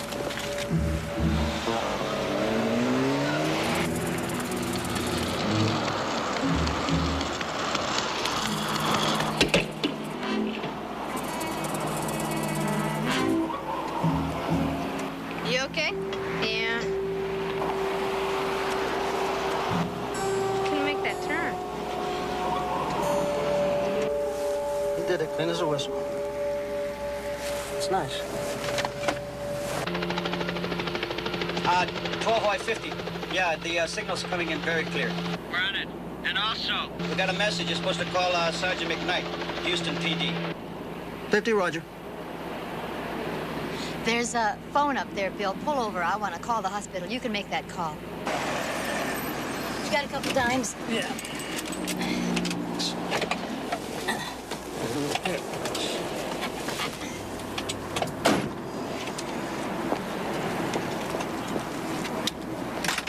$12Y50 to $12Y90. You want to give me that number on that Houston call? Pepper? It's benign. Have you heard? It's benign. Oh, my God, I'm so thankful. Oh, we are too. Thank God. Now it's important that you just rest. You don't have to worry anymore. We'll get Joe there as soon as possible. Bill's waiting. I gotta hurry. Hey, Pepper, put Joe on. I want to tell him myself. He's not here. We're just about to wrap this up. He'll call. Hey, Pep, let's go. God bless.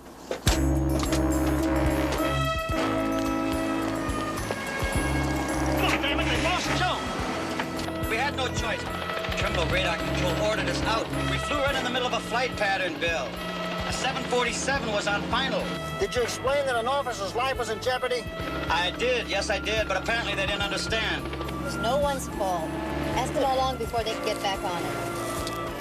Hey, how long before you get back on it?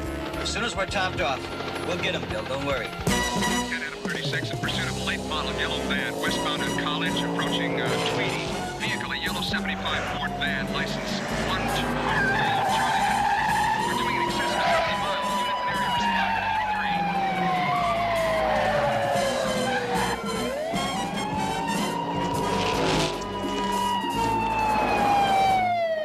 10 out of 36 southbound on Tweedy, now in excess of 90. You guys are a hell of a driver. Not so bad yourself. 10 out of 36. Avoid any gunfire. Just stay with him. I mean, I don't even want him scratched.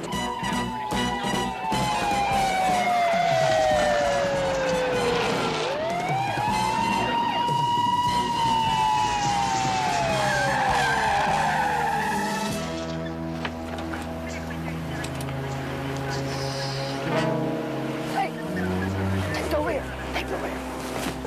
Let's go, let's go.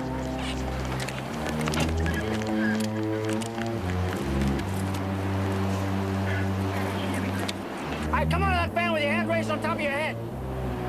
Let's go. Come out of there with your hands on top of your head. Come out with your hands raised. Now.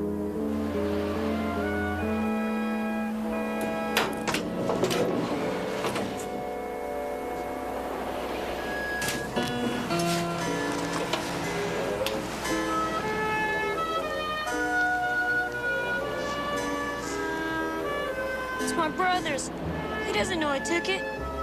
Please don't tell him.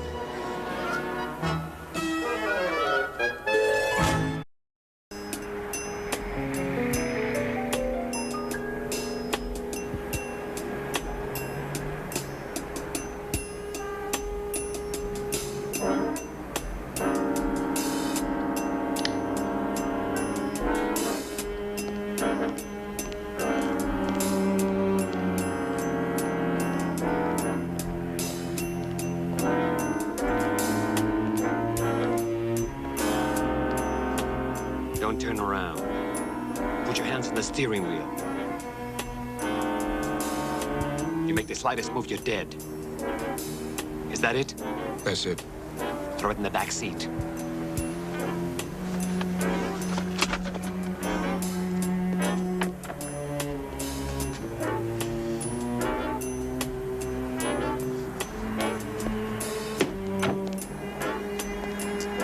Sit here for 15 minutes. You're being watched. You make the slightest move, she's dead. What about Miss Westmore? I told you once. You move again your history. Well, tell your boss where she'll be.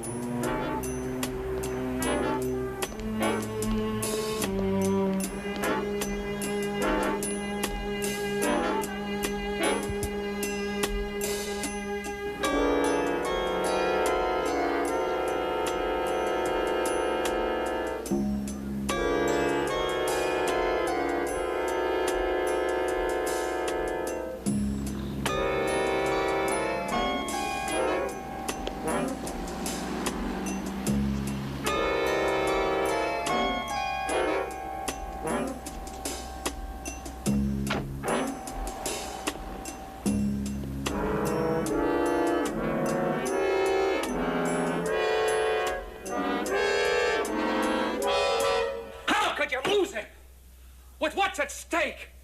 I should have paid. I should have Couldn't be paid. helped. The surveillance helicopter was pulled out of the area by air traffic control. I don't want excuses. Now look, you people are the police. You are supposed to have authority. Westmore, tell me something. What do you know about Harry Triplett? I don't understand. I mean, who hired him? What's his background? What are you getting at? From the start, this whole thing was run like one of the crooks had a police background. That dummy run adjacent to the police station using broadcast scanners to monitor our radio. Then that motel bit. That's a great way to make sure that the money couldn't be followed. Triplett? He was fired from the Houston Police Department for extortion. When did you find that out? Just in time, we hope.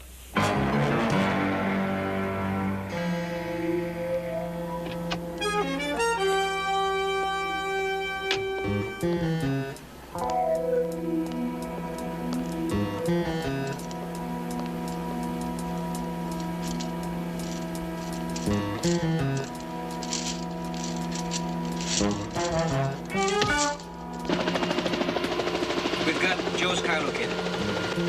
Head for the Santa Fe industrial area. And also, we've got Triplett's car parked 2 blocks north. 50, Roger.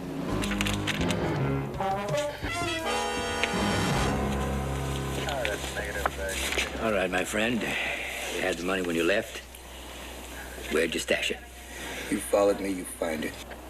I don't know who you are. But I have a funny feeling if something were to happen to this young lady... Go.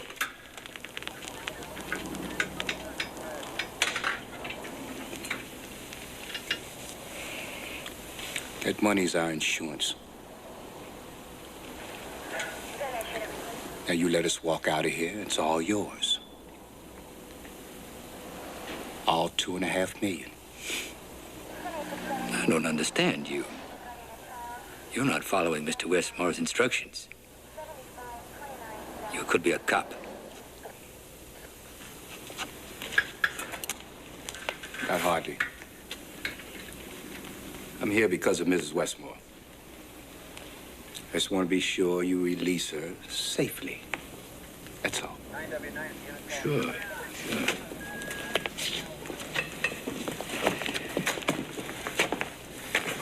You know we're gonna have to kill him now, huh?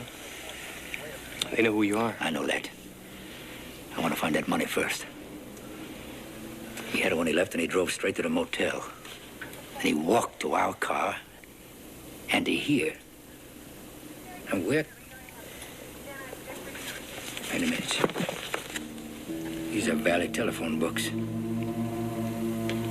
That money's got to be in the motel. Yeah, that's where it is. Put him in a van. We'll dump him on the way to town. Okay.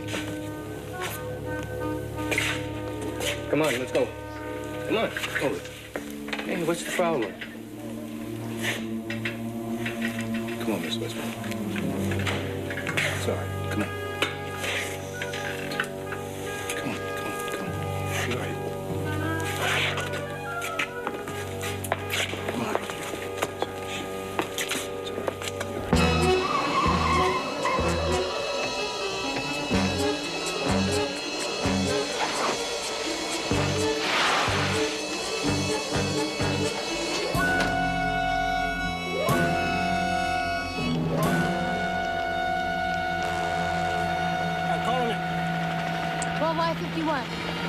10. Make your move now. All the people in the warehouse, this is the police. You are instructed to leave the north side of the building immediately with your hands raised. Hold it. Hold it, move. Drop. Put the gun down. Put the gun down. Put it down. Come back with the truck. Move. Move. What are you doing?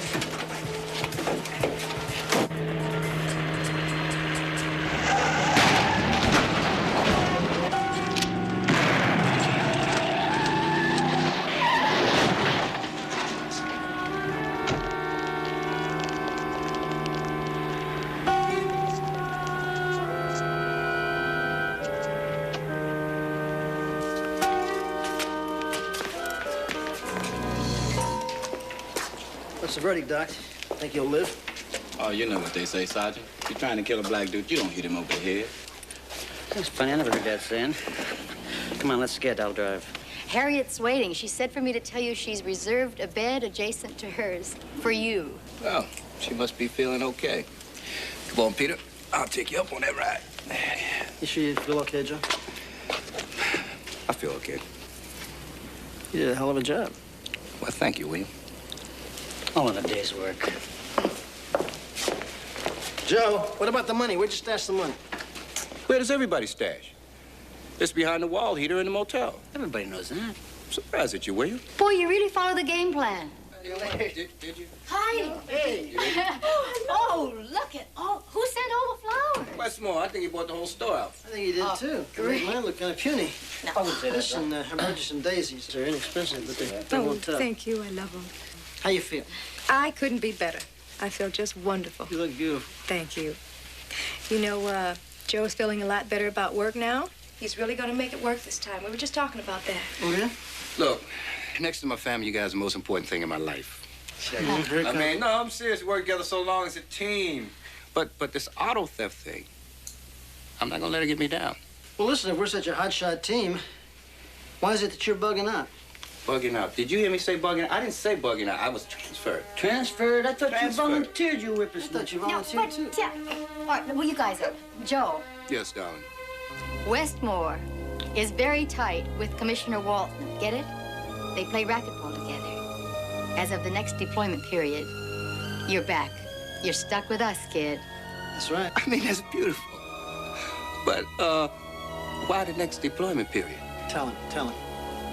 We hate to lay this on you, but you don't look right with your bare face hanging out. That's true. Those are the very facts. I want to tell you, in 2 weeks' time, the way that little beard grows, you're going to look just like Benji.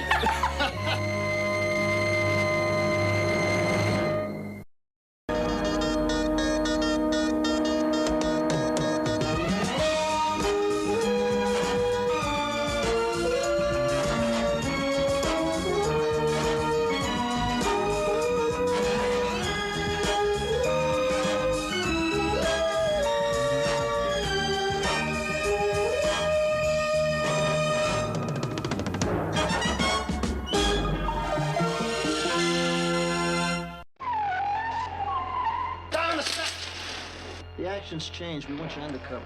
The important thing is you got to stay close with this guy, Diamond. Mr. Diamond. I told you, move it, angel face. Something with Diamond and she won't contact us. Did you ever stop to think that maybe she can't? I don't care what you think, Mr. Moulton. All you know how to do is use people. What if I don't believe that? It's the truth. Place your bets, ladies and gentlemen. We have a new lucky shooter coming out.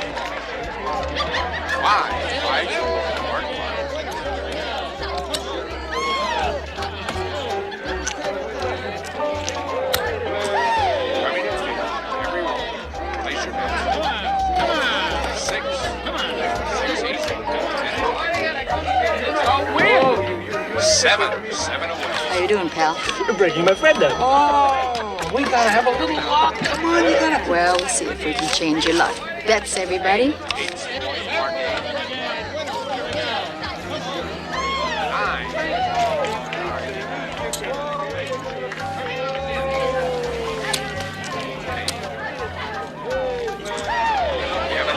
Coming out. 8. What is it? Boss, we're about 5 minutes from the drop. 5 minutes? Okay.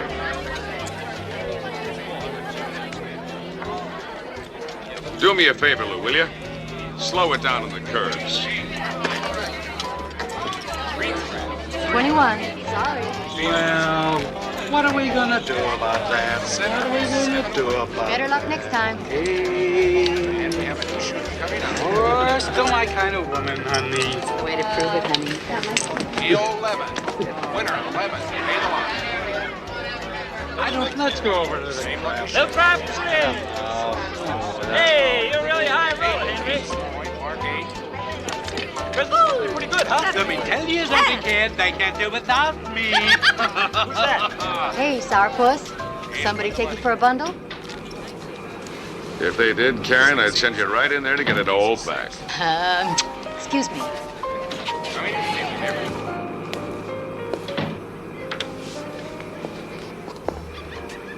$12Y50.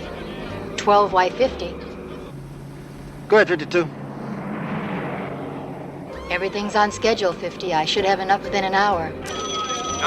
Field roll. Yeah? They're just ahead of us, Mr. Diamond.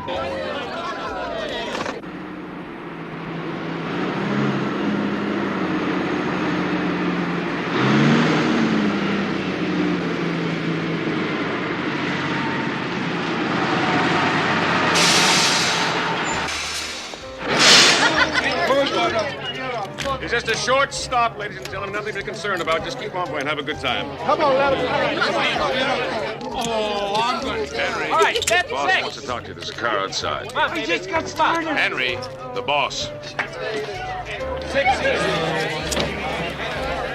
Hey, look, why don't I go along with you? Maybe later we can pick up on those broads. No, I don't. Sure, it's okay. He's a friend of yours, Henry.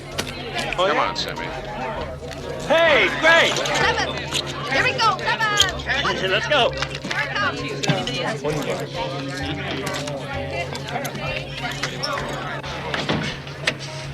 $50? It was a couple of gamblers. They were getting on. And Diamond is with them. Bill, I'll need about another hour or so to nail down the principles.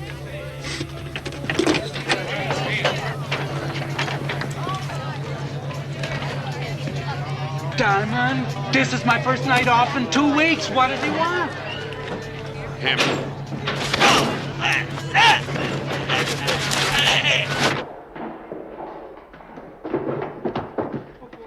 What we come here for? He shouldn't be here. You know that? Yeah, but do you know it? You know, Henry, you got a big mouth when you drink. You make friends too easy. Hey, what is this? It's your friend here, Sammy boy. He's a plant. A plant? Hey!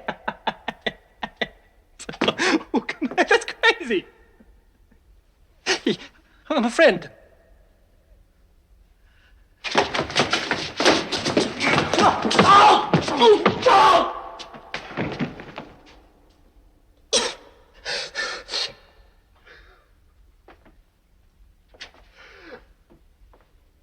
What did he tell you, Sammy? Look, you got it all wrong. At 2 o'clock this afternoon, you took a bus. Second and Grand. And you took a taxi to the Belmont Hotel. You met a man there and you had a conversation. We tailed that man, Sammy. He went straight to the State Building. Hey. That couldn't be. The guy I met is my friend. Wait. He told me he was being audited by the tax people. That's why you went there. Honest. Oh! I'll tell! I'll tell. No more. Then tell her. I had to work off a case. So they paid me to get inside and see what I could find out. Honest, I swear. What'd you say to the man? Just then I ran across Henry. They talked about making some counterfeit plates, driver's licenses, passports, stuff like that. You rotten... Money? What about money? Yeah. About the phony 20s.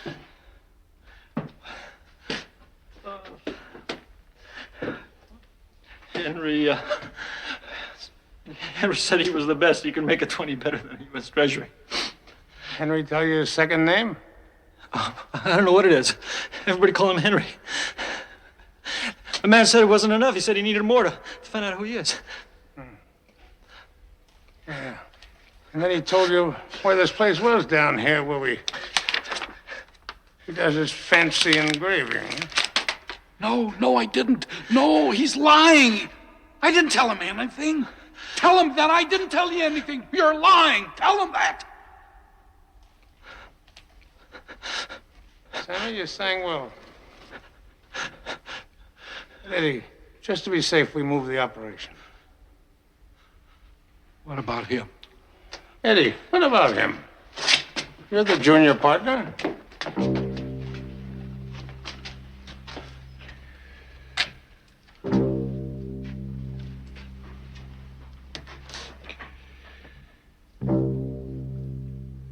Ink.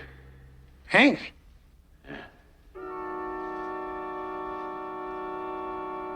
Maybe his friends will give him a nice funeral.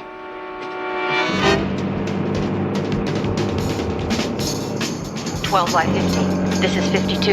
Anytime you want, Bill, I have enough. By the way, don't let them book me into that crummy jail. Food's lousy and the company's worse. All right, let's take them. Okay, Joe, we're moving in. Get your lights over. Roger, Bill.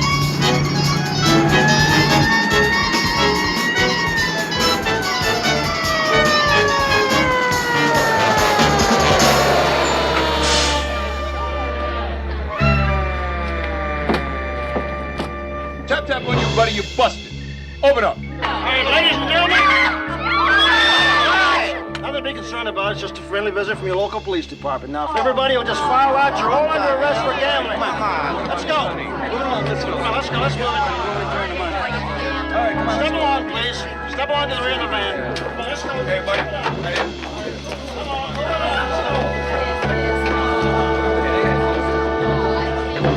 Damn, when did you get out? It's good to see you. Keep moving it, though. Come on. I wasn't kidding, Crowley. You Hold on. better not stick me in that jail. Let's move it, honey.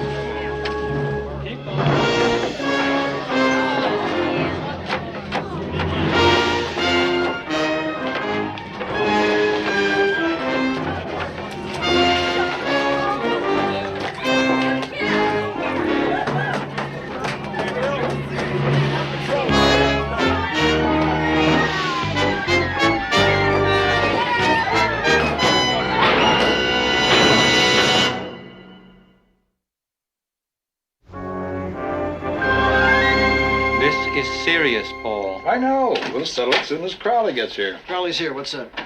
Will you tell us what went on with that truck?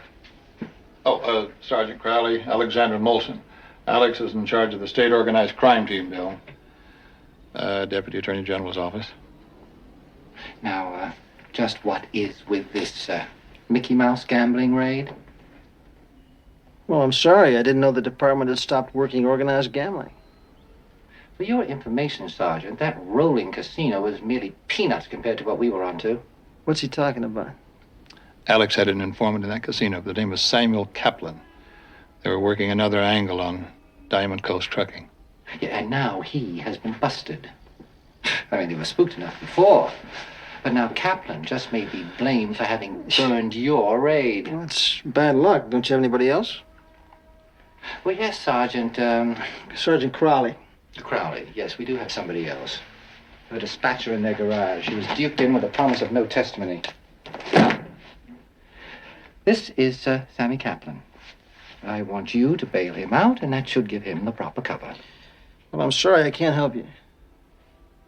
Sergeant, you just were given a direct order. Yeah, I said I can't help you. This man wasn't arrested. He wasn't there. Hello. Yeah. Alex. Yeah, Moulton here. Kaplan's dead. What? You wasted my informer. You had somebody working on that job, didn't you? Yeah, policewoman. Where is she now? She's in jail. She's waiting for me to spring her. Book her.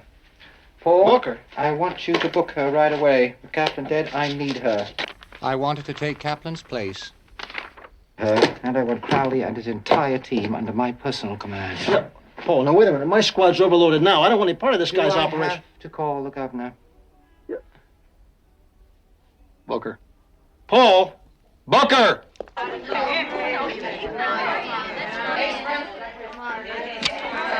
Okay, give me a profile. Come on, to the side, move it.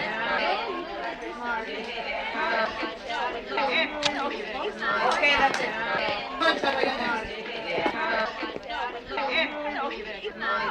All right, smile pretty now. Who knows? I'll make the next level of Weight Watchers.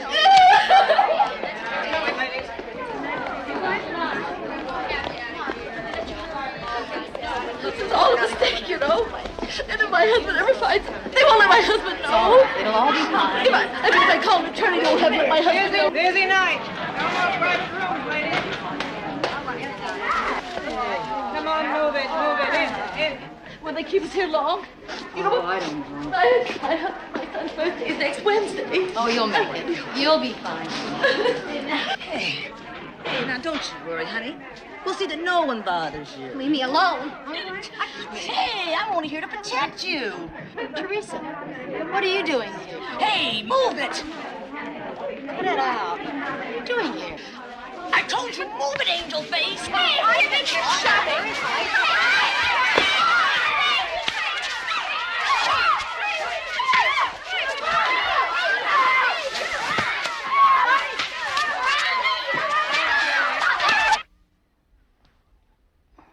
Easy. Ouch. Ouch.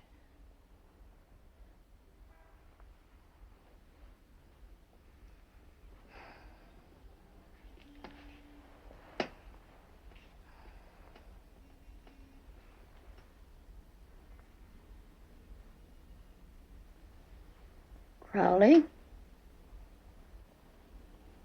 Crowley, keep your cotton-picking hands off me. What happened to you? I got in the way of a couple of lady wrestlers. Oh, merchandise still looks pretty good. Talk like that'll get you everywhere. Where you going? Home. I want to go home. Yeah, well, listen, I want to talk to you about that. We got Pepper, Yeah. you're going to have to stay in this thing for a while. No, I'm not. Oh, no. Listen. Yeah, Pep, it's just for a while. The action's changed. We want you undercover. You know that everybody we busted last night's getting bailed out by the organization? Well, we want you bailed out the same way. Who is we? And what's the reason for my staying in? It's the chief's orders. We got your new apartment, honey. This is the address. Yeah. Is that New Franklin? Now, get out of here. You still haven't answered my question. I don't have the answers, Pet. The important thing is you got to stay close with this guy Diamond. Oh. He's out there right now making you bail. String him along, honey. See if you can work yourself into another job with him, you know what I mean? We'll be in constant touch, really. Sure, give me the key. Come on, now, you love the action. You know you do. And you never take advantage of it. Maybe on Wednesdays. I think just Wednesdays. There's a girl in my cell, Teresa Collins. I know her from back home. Do me a favor. Check out why she's in jail and what she's doing in town. You think she knows you're on the job? Oh, I'm sure she does. Could be bad news, huh? What'd you expect from jail, Mary Poppins? Clemens, Janine.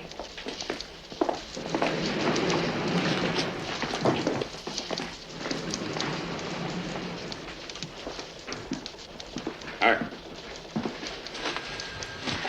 What took you so long? Kind of rough in there? A picnic it ain't. Think I'd better cure. Such as? Brandon, Karen. What's this? That's a job. I told you I'd take care of you. Job. Sign here, please. Well, when do I start? Check your property. Well, you could start tomorrow, but I figured tonight we might go to your place and Have a couple of drinks. Hey, by the time you got the ice cubes out, I'd be asleep by now. I'm sorry.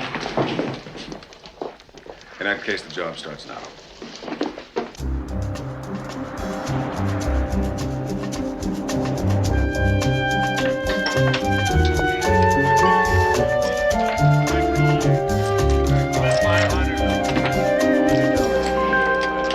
Good afternoon, Mr. Messere.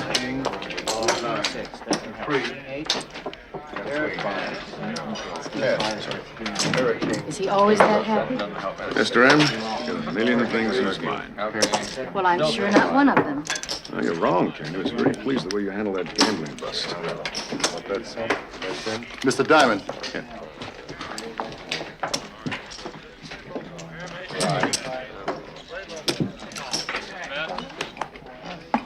No balls, my game.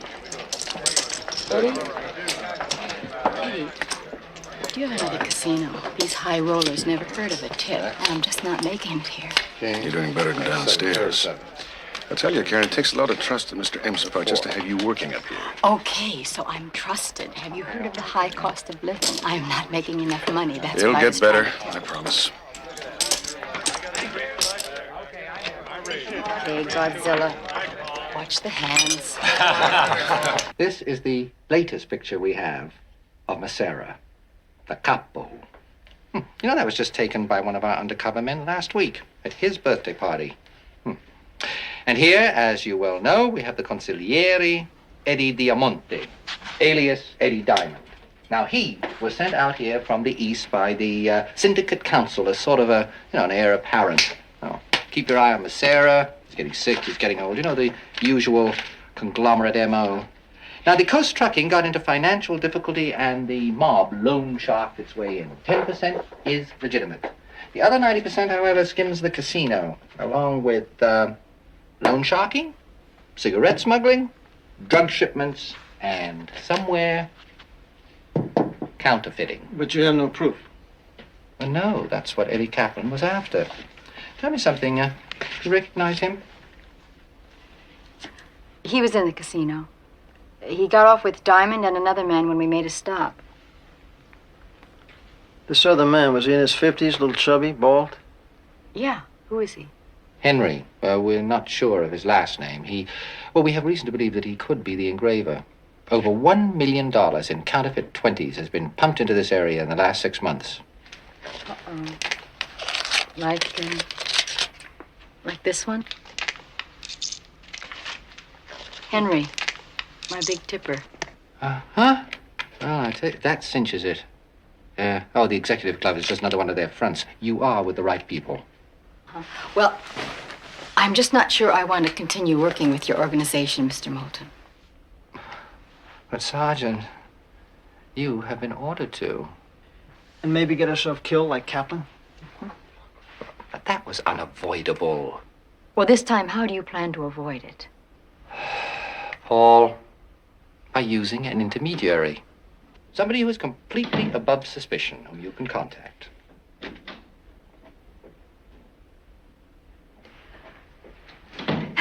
Teresa. I'm so glad you're all right. I'm fine. Is this your idea of helping her? It was my idea. She will be the perfect contact. She will be paid for the work, and the charge of prostitution will be dropped.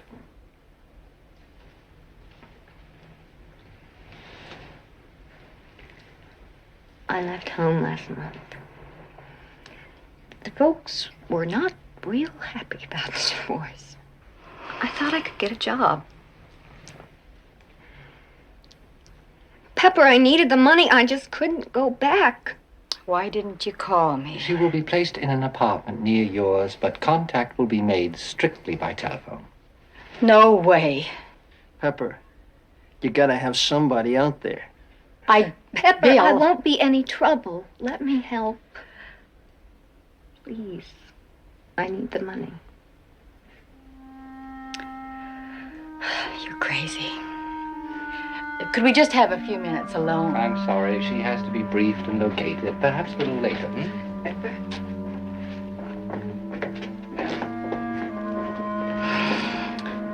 Thanks for what?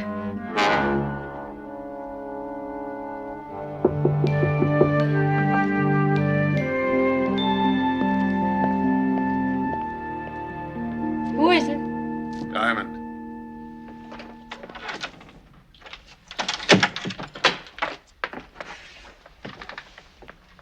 You alone? No, Marlon Brando's in the closet, but come on in. Yeah, well, he can wait. We've got business. You want some coffee? No. You wanted better bread? I got you a better job. How much better? Oh, better. Take a car to San Francisco, you leave it there, and you fly right straight home. What's in the car besides me? Karen, you want the job? I'll be right back. Mr. M likes to be very careful. You want the job, we leave right now. No stops, no delays. Okay? Let's do it. Okay. Here's your phony driver's license. Here's your ticket for the plane back from San Francisco.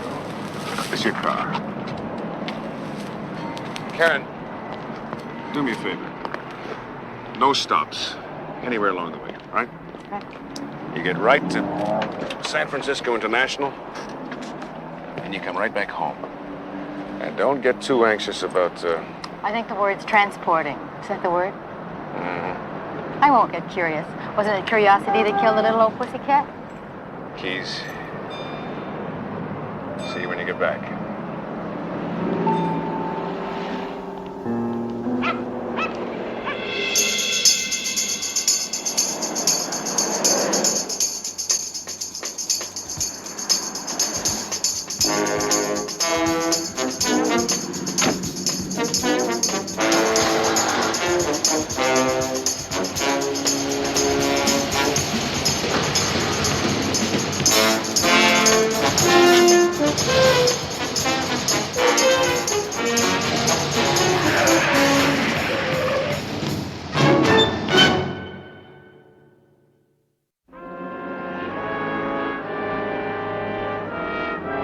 I know your orders were to follow Eddie Diamond, but what has happened to the girl?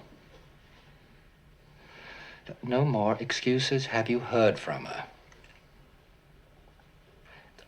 Then call back every half hour until you do hear from her. Yes. Damn. She's into something with Diamond and she won't contact us. Did you ever stop to think that maybe she can't?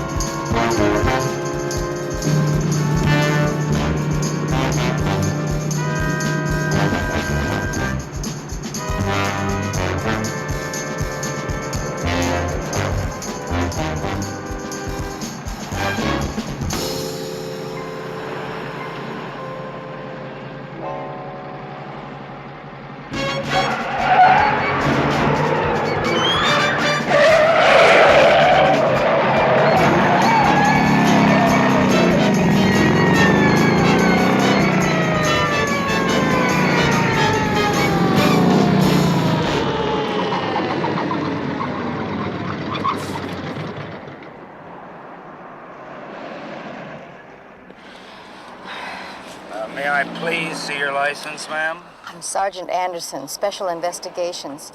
I'm working on a case, and don't look now, but I'm being tailed by that black limo. Here's a phone number under this phony driver's license. Call Sergeant Crowley. Tell him I'm heading to San Francisco. Give him a description of this car. You better write me up. So she's doing some kind of a messenger job. Okay, thanks. They got her delivering a set of wheels to a parking lot at San Francisco International. We'll get a team out from our office there to greet her. And do what? But check the car, verify counterfeit money.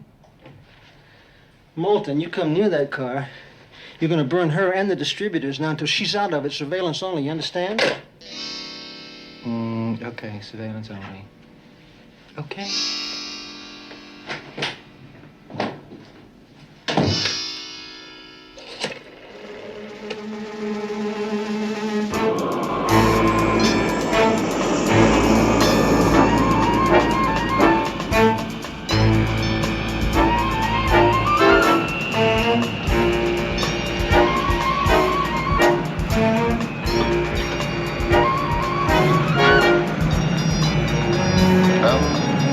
Car's in place.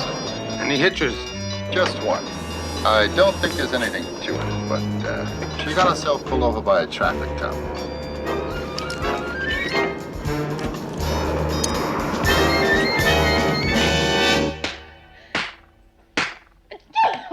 Master! Hey! Mr. Ram said stop.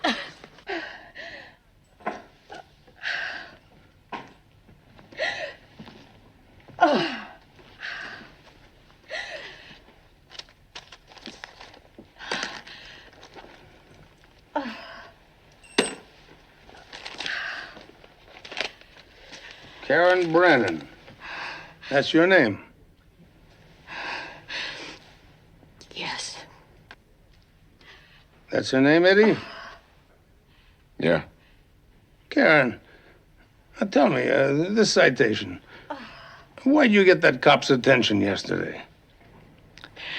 I was nervous, sir. Huh? I'd made a mistake. Haven't you ever gotten a ticket?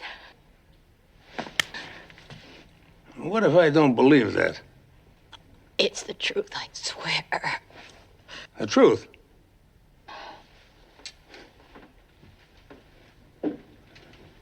Eddie, you believe this Karen? Look, Mr. M, why don't you just make a call?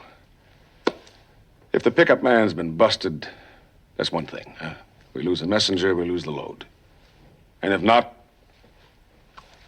we'll find out about that, too. Good idea.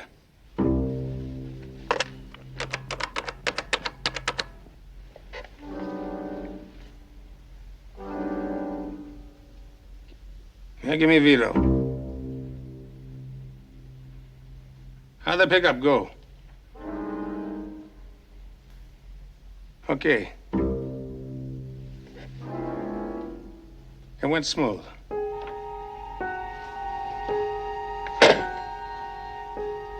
I offer you my apologies. I'd like to go now.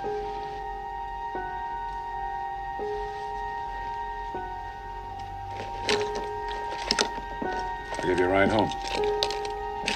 Thanks, I'll take a cab.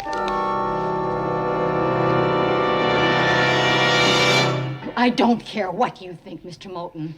All you know how to do is use people. Well, you can take your rinky-dink outfit and dump it. Now, you I've listen had to me, it. Sergeant. That Teresa's a kid that you forced to play your lousy game. Now, you just wait 1 minute, Sergeant. Shut up, Moulton.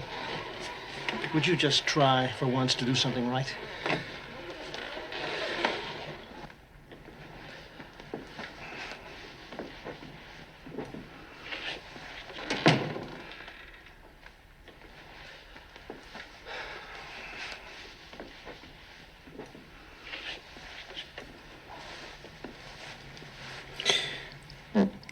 Old Magic Fingers Crowley's here. You're as bad as he is. Oh, no, honey, I'm worse. What's the matter? Am I losing my touch? I'm out of it. Bill, I'm really out of it. Don't. Let me explain something to you, Pep. There's a lot at stake here. Now, things are coming into place for the first time. You can't leave now.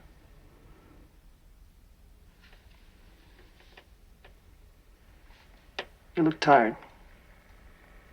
I am tired. I'll tell you something. When your eyes get that heavy-lidded look like right now, you ain't a bad-looking broad. You get that little faraway smile, which I ain't about to get one of right now, right? Hmm?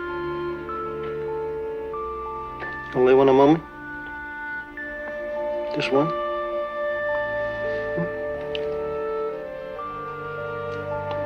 Is that it?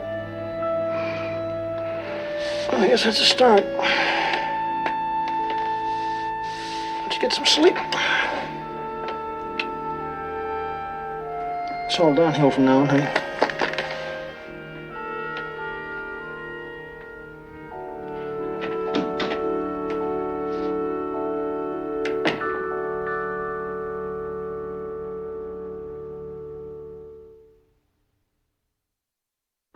Eddie. Because you get older, it doesn't mean you get stupider. I know why they sent you out here. It's to help you out, Sal. Well, not that I need any help. But I guess they're feeling, sort of concerned about old Sal. You're a lot of good friends back there, Sal. Oh, sure. And I owe them a lot. But they owe me too. Anyway, if they want to make some changes here with these college guys and the computers, that's all right with me. It's funny. Here in California, we eat the salad first. It makes no difference to me. Now, in my town, where I come from, we eat the salad last, before the coffee. So you see, some things never change. And some do. What's the matter? This is my house. And this is my territory. And I make the salad. Okay, Sal. Yeah, we kind of spread the oregano rather liberally back east. I'm sorry. Who is it? Diamond.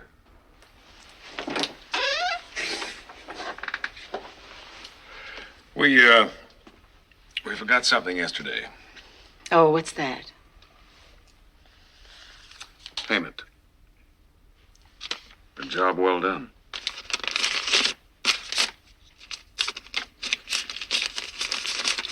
I don't see any bonus for the loose teeth. Yeah, I'm sorry about that. And Mr. M's really sorry, too. Everybody's sorry. Look, I'm talking about you and me. Okay, I buy that. The money's good. I need that. So I guess I'll be coming back to work. How about a ride? Yeah, well, we have about an hour. I thought maybe we'd just... Have lunch? You bet. I'm hungry. No. No, that's definite, sir. Yeah. I have found the San Francisco distribution center for the 20s. Yeah. Oh, I'm hopeful that my operatives will locate the engraver very soon. Come in. I'm sorry. Listen, when I find him, I will wrap up the entire organization right along with Diamond Coast Trucking. Masera will be our bonus. What? Oh, yeah, I certainly will, sure. Yeah, so long. Yeah, bye. I wouldn't be at all surprised if you get a promotion out of this. Eddie. Quoi? 10, pair of kings. Mr. Diamond. Mr. J wants another 30. What's he in for? 65. He's good for it. New batch goes to San Diego.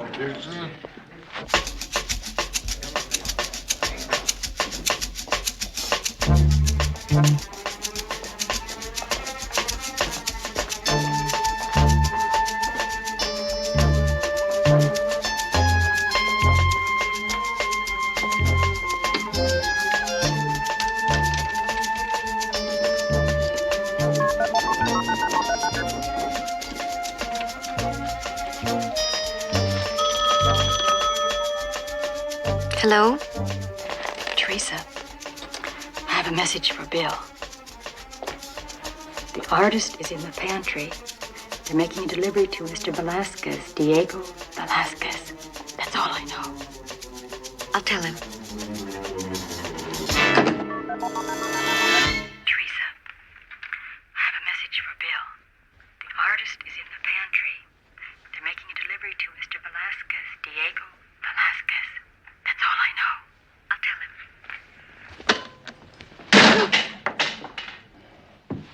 I thought it might be important, Mr. Masera. Sconjil, what do you think I pay you for? Who made that call? Dozen women work in this place. I can't make out the voice. Mr. M, perhaps this, Teresa can help. How? That's a magic way of finding her? Mr. Massera, the address is 1640 Allendale, number 2. You see, the clicks can be counted when you put the recorder on slow speed. That gave me the number. I checked it out. Mr. Matthews, you just earned yourself a raise. Oops. Look, Moulton here.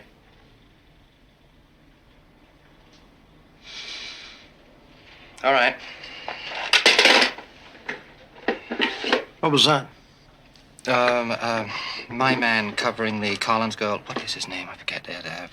He's been shot. What about the girl? She's gone. They've got her. Oh, you never use a soft match. A good cigar. You take a wooden match. Now you burn it down here. I sort of roast it. And by that time, you see all the sulfur's gone. All right. See that? You get no taste in your mouth from the sulfur. What's your cop? It's a very good one, I think. Your cop! How do you get that thing at the end?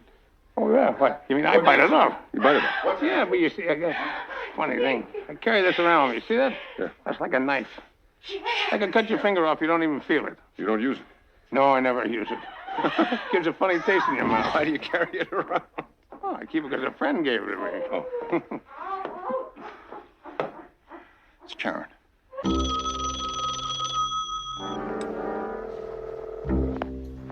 Come on, Teresa.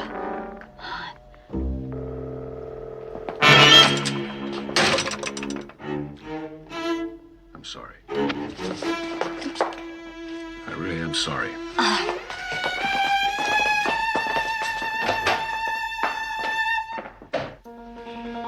Your security leaked again. Pete, get over here. Walking out with her. Anderson. Anderson.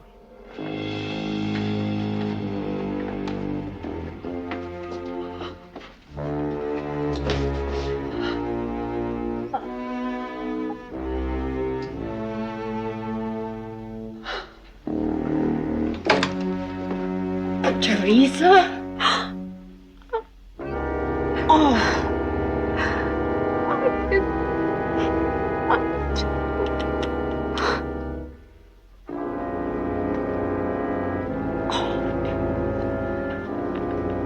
No, Yeah. Henry, no. Okay, what do you got? Right. But we are doing 18's working north, 6 others to Yeah, the south. black Cadillac, What about speeding, right? Henry, What about I don't- Elmwood? 75. It's covered. Go ahead. Yeah. Any more people just like that? a moment. An old lady with a what? What's I our people assure like? you With that. Oh, no. I assure you it's going to be all right. What's the dog What's the dog have to do with it? Maybe they got a couple of bodies we can have. All right, now get it straight. Check Two the fights. straight Maybe now. they got some teams. Right, I got that part. Hey, Pete, what's that? Moulton. Hold on. Well, I thought they had some. Rain? It was this Yes, black Lombard, caddy where are speeding you? With the driver, they stop it, and it was this elderly lady. Hold that a minute. Hey, Pete, on two. Okay, good. Go ahead. It's Kincaid.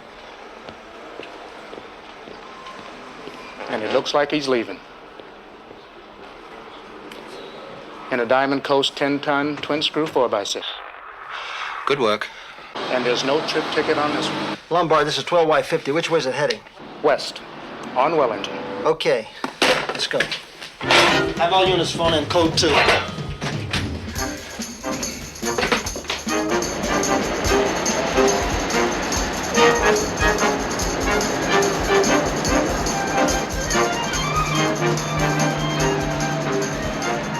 X43. We just spotted the van heading southbound on San Marco at Benson. 43 from 50. Stay on him. Don't get too close. I'll pick you up in Magnolia. 52 from 50. Come in, 52. Roger, 50. Yeah, Pete. Try to pick us up in Magnolia. Just follow behind us, okay? Yeah, we're about 50 feet behind you.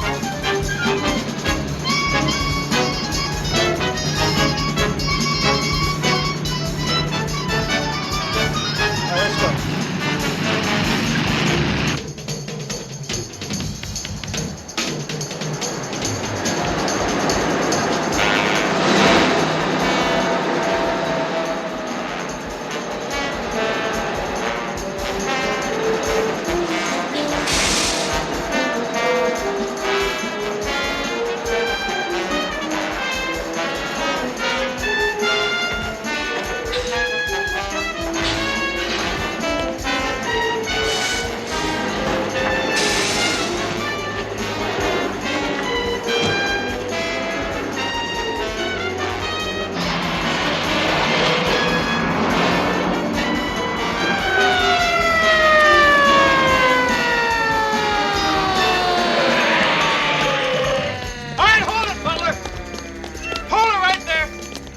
gonna down the steps? Reach him. Get him up there. All right, then move your tail down here. Let's go. Up against the wall. Spread him. Right in front is the truck.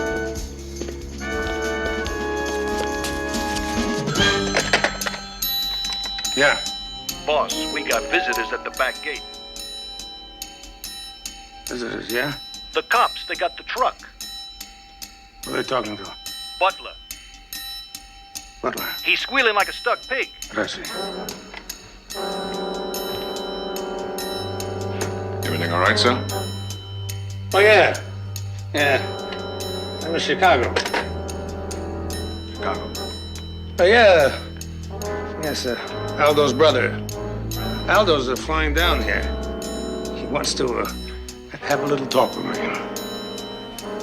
About what? Well, to tell you the truth.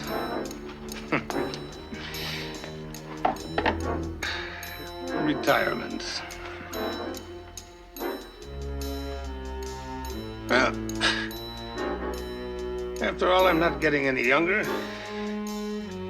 This arthritis isn't getting any better.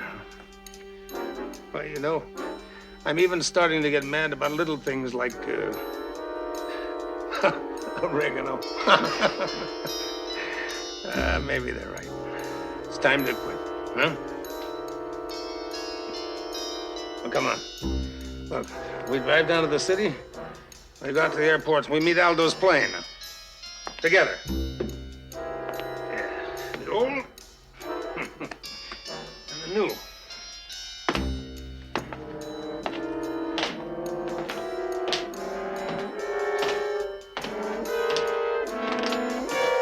No, Eddie.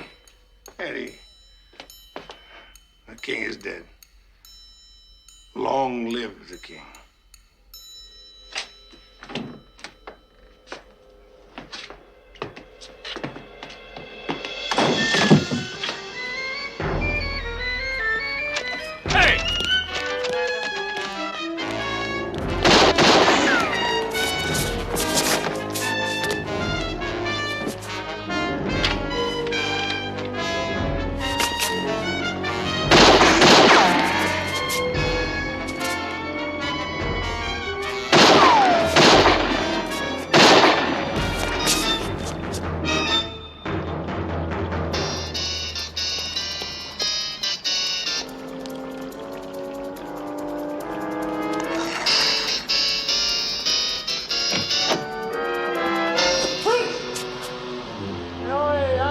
I got no gun.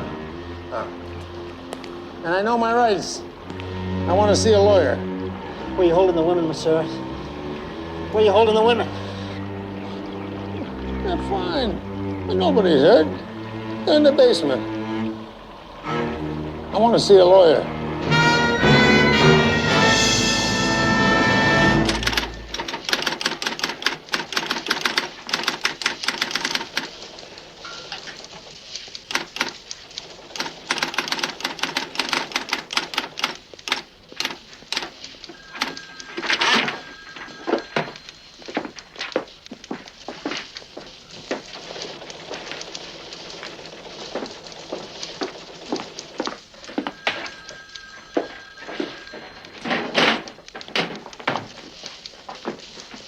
You left the G out of resignation.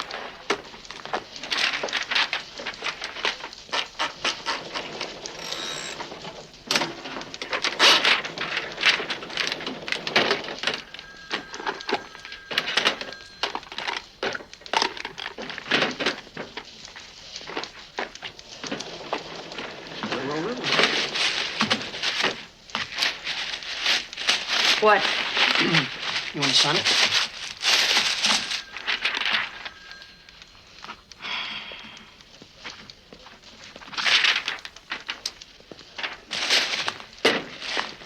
Now, what do I do with it? You really want to know? No. Sign it and send it through. Just like that. Well, if you hurry, you could run off to Mr. Moulton's press conference. Sign it, and I'll take it upstairs. Just got to get out of here. Oh, the game getting too rough for him? Game? I played games when I was a kid. What I can't buy is anything to get the job done, people. I just can't accept it. I'm sorry. Yeah, well, that's the way it works, Pep. Yeah. All anybody can do is his best, and that's what you did. You did your best. Oh, yeah, I did great.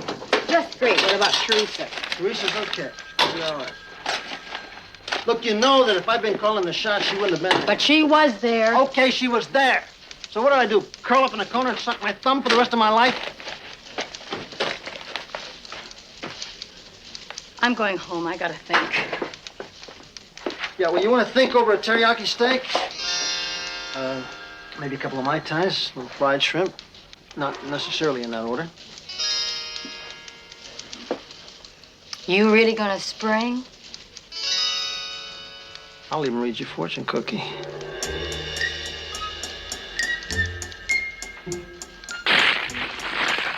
You gotta do it.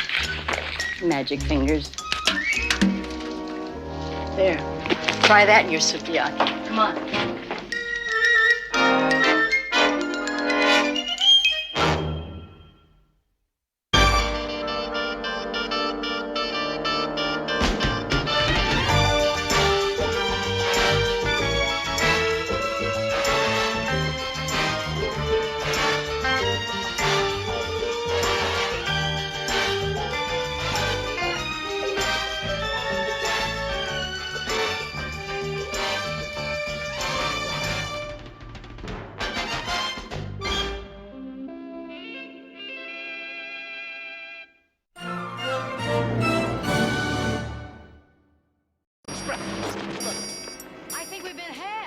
Did you miss me, Marianne?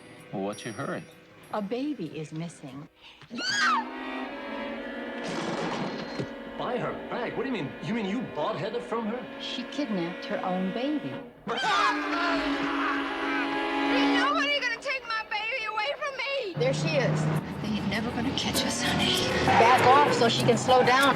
We can't lose that baby.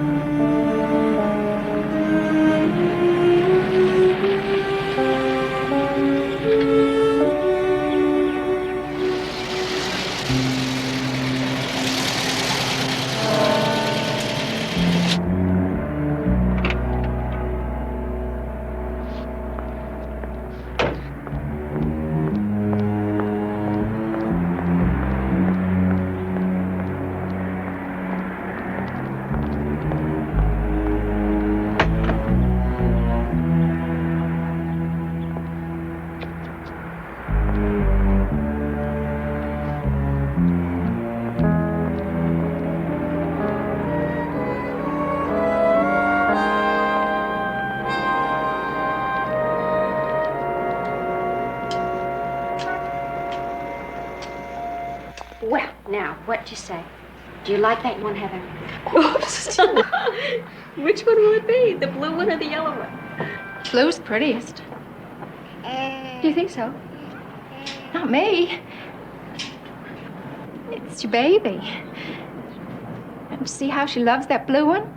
Oh, well, if you love this blue hat, then this is the one we'll buy. Could you send this home too, please? I'll be happy to, Mrs. Jensen. I'll be with you in a moment. It's no hurry for me. I got 5 months to go yet. Are you pregnant? Yes, ma'am. I got my heart set on having a little girl just like yours. Did you hear that?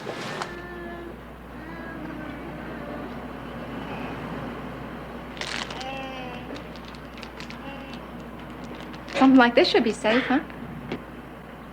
Well, rattles always are, particularly yellow. We'll send that out to you Thursday, Mrs. Jensen. Wonderful. Thank you very much. Now, may I help you? Yeah, I'd like this, please. Cash or charge? Ready? Cash.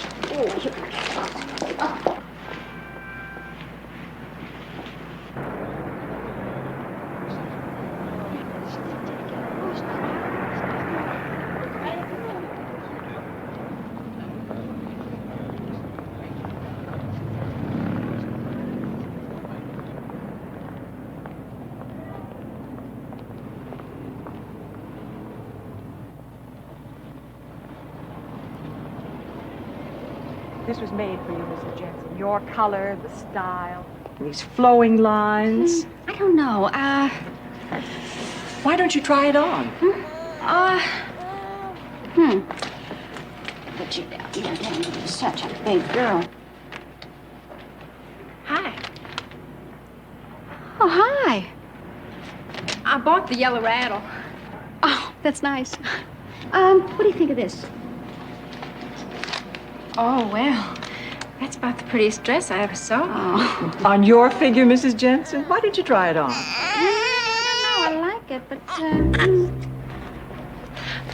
I could watch your baby for you. Oh, listen, are you sure you don't mind? No. And don't you worry about it. I know how to take care of babies. I got 5 brothers and 4 sisters, and I'm the oldest. All right. Mrs. Jensen. Okay. Heather, you be a good little girl, Heather. Mommy'll be right back. Right back. This way. Thank you very much. It's all right. Take your time. Okay.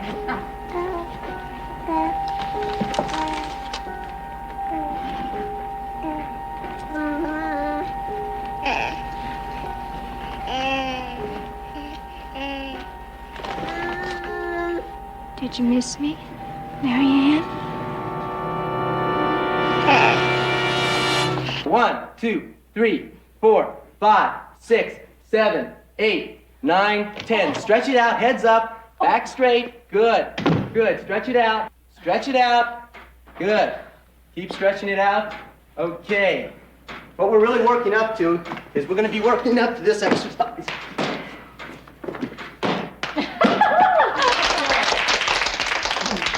Excuse me, I hate to interrupt. Could I see Miss Anderson, please? Bill, did you come all the way down here just to see all these girls in tights? No, I came down here to keep you from breaking your neck. Why don't you get a cup of coffee? I got a friend of yours here. Okay. Hello. Mark, hi. It's been a long time. How good to see you. How have you been? What are you doing down here? You haven't seen the kidnapping report. Mr. Jensen's baby's been kidnapped. Heather has been kidnapped? Oh, no. I'm so sorry. What can I do? You see, naturally, Donna's blaming herself for what happened, and I'm Mr. so... Jensen wants to talk to you, Pepper. I'm so afraid what she might do. She asked to see you. Would you please come and see her, Pepper? Oh, sure. Is it all right, Bill? It's okay. We'll get somebody to work on your case. I told the doctor that I didn't want to have tranquilizer till I talked to you first. But he insisted, so I'm sorry. I may not make any sense. You're making sense, Donna. Now, please, just tell me. Oh, how could I have been so stupid? You weren't stupid. You did what any mother would do. It was the natural thing to do. You know how Mark is so crazy about Heather?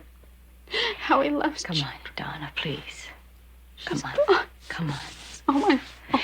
We're going to find her, but you're going to have to help us. And when did you first notice her? Did she seem to be following you through the store? What?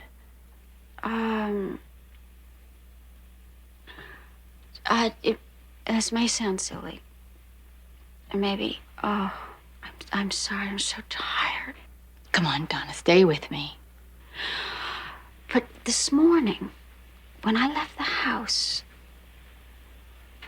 I noticed, in my rearview mirror, one of those little foreign cars, and there was a girl driving it with a little green outfit on or something.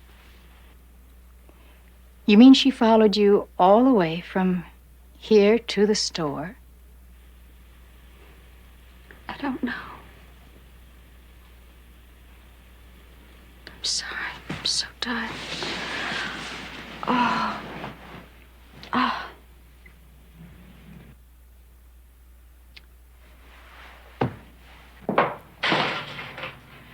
Mark, Yeah. do you know who Heather's natural mother is? No. Then the mother wouldn't know who adopted the baby, would she? No, I don't think that the adoption agency would give out that information. Why? Crazy notion I've got. Who arranged for the adoption? Did you? No. After we tried every regular adoption route, we gave up. You know, it's the same old problem. Too many applicants and too few babies. And then this junior associate in my law firm, he knew about a private adoption agency, so he handled all the details. Could I meet him? Dennis? Sure. He's asked at least a dozen times if he could meet you. I showed him a picture I took of you at Newport Beach. Oh. Remember? In front of Udo's? Can you call him? Yeah, sure. I think he's still in the office. Would it help if I offered a reward? It might. Okay.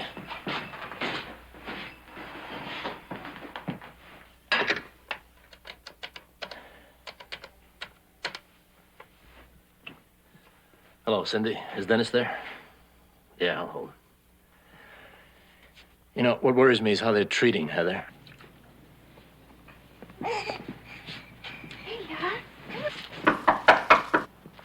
Who is it? Thelma. Oh, Thelma, come on in. I thought I heard a baby. Isn't she cute? When'd you start babysitting? I ain't babysitting. This is Mary Ann, my baby. Since when? Since 6 months ago when she was born. Mary Ann, say hello to Thelma. Now you say hello to her, Thelma. Hello. Look at her. She's just a spitting image of her daddy. You know who her daddy is? Of course.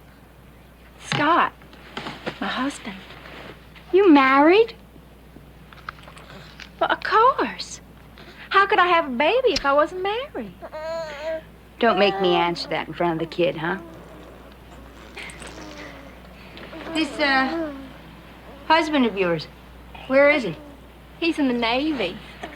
Didn't I tell you? He's due home on leave day after tomorrow. No. You didn't tell me, Tammy. Sure thought I did. Where you been hiding, Mary Ann, is it? Mm-hmm. It's named after my prettiest cousin. That's where she's been staying. At her house. She lives right here in town. But I went to see her every day after work. Didn't I, honey? Yeah. I thought sure I told you that. No. No, there are a lot of things you didn't tell me.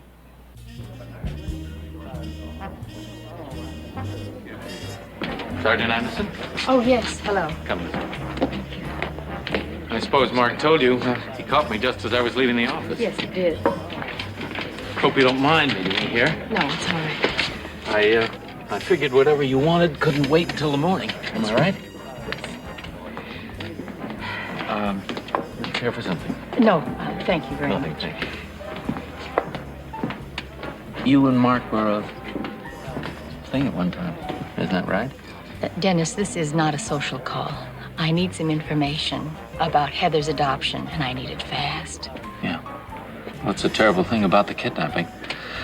Unfortunately, I'm afraid that all my files are in the office. Then shall we go to your office? Now? Yes, right this minute. Well, what's your hurry? A baby is missing. That's my hurry. Now, you arranged the adoption. Who, what, where? I need some answers. Suppose I said you're pretty when you're angry. Suppose I punch you in the nose. Now, about the adoption. Was it legitimate? Would I deal with some shady black market for babies, especially for one of my senior partners? Don't make me answer that. What kind of a deal did you make? Look, I wish you wouldn't call it a deal. It was all very legal, everything above board. Except for the under-the-table money, plus your big fat fee. That it? Look, my dear lady cop, I don't apologize for my lifestyle to anyone. I like the way I live, and it takes money. Who made the arrangements with the natural mother? Did you meet her? I might have. Do you know her name? The adoption agency would know that, but they won't tell you. Well, let me handle that. You just give me the name of the agency. I don't remember. You don't remember. I wonder if you had a little boy. You came home from the office one day and he just wasn't there. What you'd do. I can also get a court order to search your files. You win. I'm remembering. It is after hours. And even if it weren't, I can't let you examine those files. They are strictly confidential. Don't you understand? A baby has been stolen, and it's possible those files could lead us to the kidnapper. I don't see how. Maybe you could see if we look at the Jensen file. No. Unless you get a court order, which I doubt you can, no one sees those files. Now, you'll have to leave. I'm late getting home. Prudence will be furious with me. She always wants her milk and cat food at precisely 6 o'clock. I hope your sister enjoys her meal. So they do the best they can. What's the best they can? I don't know, late this afternoon, maybe even tomorrow. Why does it take so long to get a measly little court order? Well, who said it? The wheels of justice grind slowly? I did, and it's no source of comfort. This lawyer fellow must have fried you pretty good. Chris. This $10,000 reward that Mark Jensen's offering. Did he discuss that with you? We talked about it. Hope the right person sees it.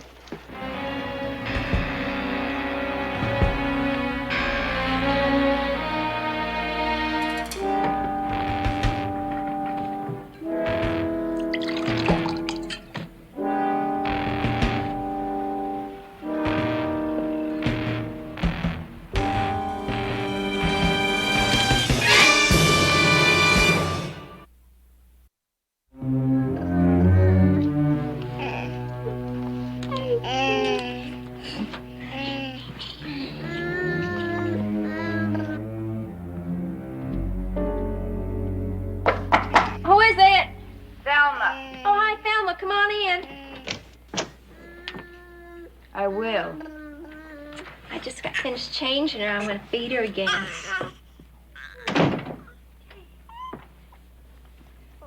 Marianne? A pretty, pretty name. You sure it ain't Heather? That's a pretty name, too, but her name's Mary Ann. I just washed out a little dress for her. I'm going to have to get her some new things, though, so she looks real pretty for her daddy. That dress. Pink. 2 ducks. That's the way the newspaper described the dress that Heather Jensen of TV and newspaper fame was wearing when she was kidnapped by a young woman that fits your description to a T. Tammy, darling. Thelma, honey, what are you talking about? Knock it off. You know what I'm talking about, honey. I wasn't born yesterday. Unfortunately. Look, I ain't been doing too good lately, bread-wise. I need the bread bad, kid. Look, it'll be easy. We'll split 50-50. Well, you can't try to collect the reward. I mean, they'd recognize you, right? But who knows me? I found the kid on the doorstep. Who put her there? Oh, who knows? And then I remember this Jensen kidnapping thing. I call the number offering the reward, and then they rush right over here. The father, all the reporters, and they say, here you are, 10 grand. and our undying gratitude for... Well, then I meet you, or I mail you $5,000. What do you say, Jim? A deal? No! Get out of here, Thelma. Just get out of here. All right, I'm going. But don't ever say I didn't give you a chance to get your share.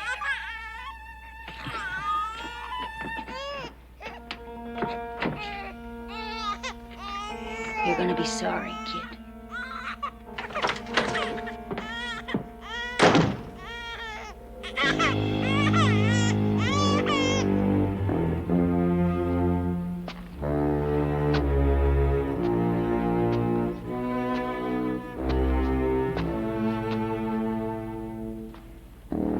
Hello? Is this the party that's offering a $10,000 reward for a missing baby? Yeah, well, I got some information. There's this lady who lives in my apartment building. No, I'm telling you, it fits the description exactly. I just saw the baby.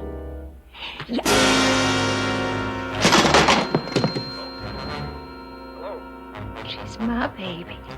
Who is this? I didn't steal her. She's my very own baby. Hello?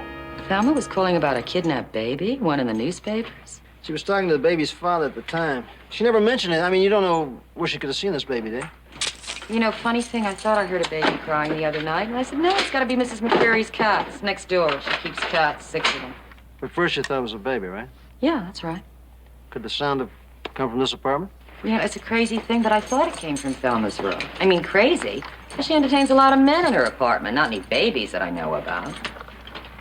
It could have come from downstairs. Just below? Yeah. Who lives down there? Tammy Swanson. Lives alone. I don't know what she does for a living, except she's always late with her rent. Hey, come to think of it, let's go have a look. I'm gonna see if everything's in one piece. Maybe we better wait. I tell you, I don't have a warrant. Oh, wait, what for? She's 4 days late in her rent. Maybe she'll skip through the furniture. Come on, let's look. Listen, if she's taken off with anything, I want you to make a report. I'm sick and tired of being ripped off, you hear? Yeah, look, we're conducting a kidnapping homicide investigation here, so since we don't know where that might take us, but I appreciate it if you just wouldn't touch anything, all right? All right.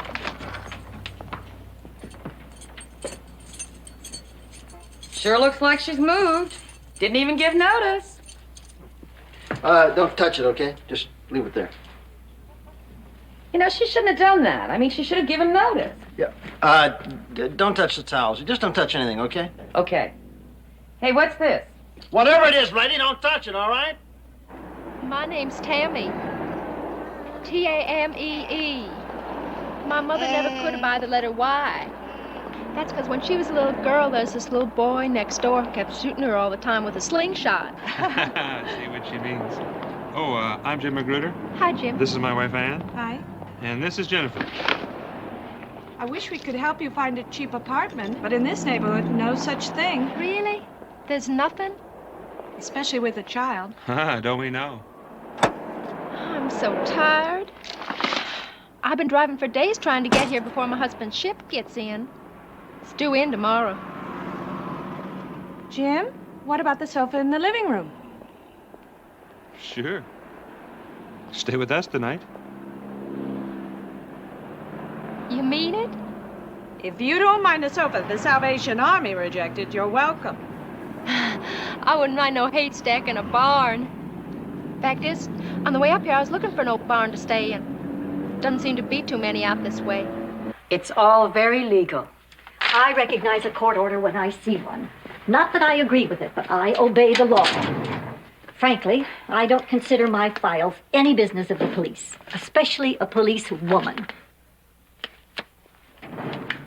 I sure hope this ain't too much bother. Oh, no. It's just as easy feeding 2 babies as it is 1. I hope the sofa wasn't too uncomfortable last night. No, I slept like a log. Oh, thanks. Listen, I really appreciate all you're doing for me. Honest, I do. Oh. Well, now you better hurry up or you'll miss his boat. Hey, sweetheart. Oh, yeah. Now, you be a good girl, you hear me? You be a good girl. Mommy be back soon.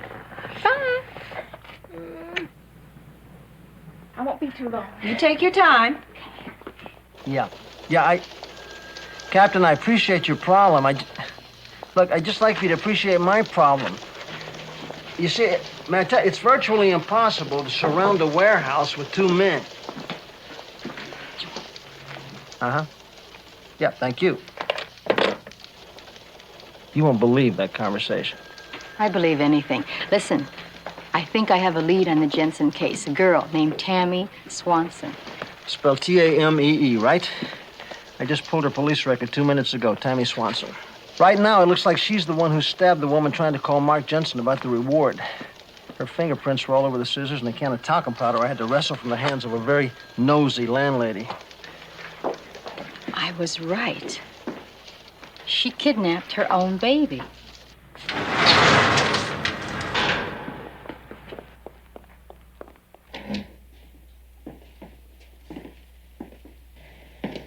Hi, honey. What are you doing here, huh? I told you I'd see you at the apartment when I get out. I know, but I moved. So I had to come here. I'm staying with the nicest couple you ever did see. Ann, that's the wife. She's babysitting our little Mary Ann right now. Oh, and I told a little white lie I don't think you'll mind. I told them you was a sailor coming in on a ship. I mean, it doesn't make any difference if they think that. Mary Ann. Now, who in hell is Mary Ann? Don't you remember? We always said we'd name her Mary Ann. And she's so cute. You just can't believe how cute she is. I thought maybe tonight, you, me, and her could get a little motel room down by the ocean somewhere. Wouldn't that be fun? Just the 3 of us, huh? You got the apartment number where you're staying at? Yeah. I wrote it down in case I forgot.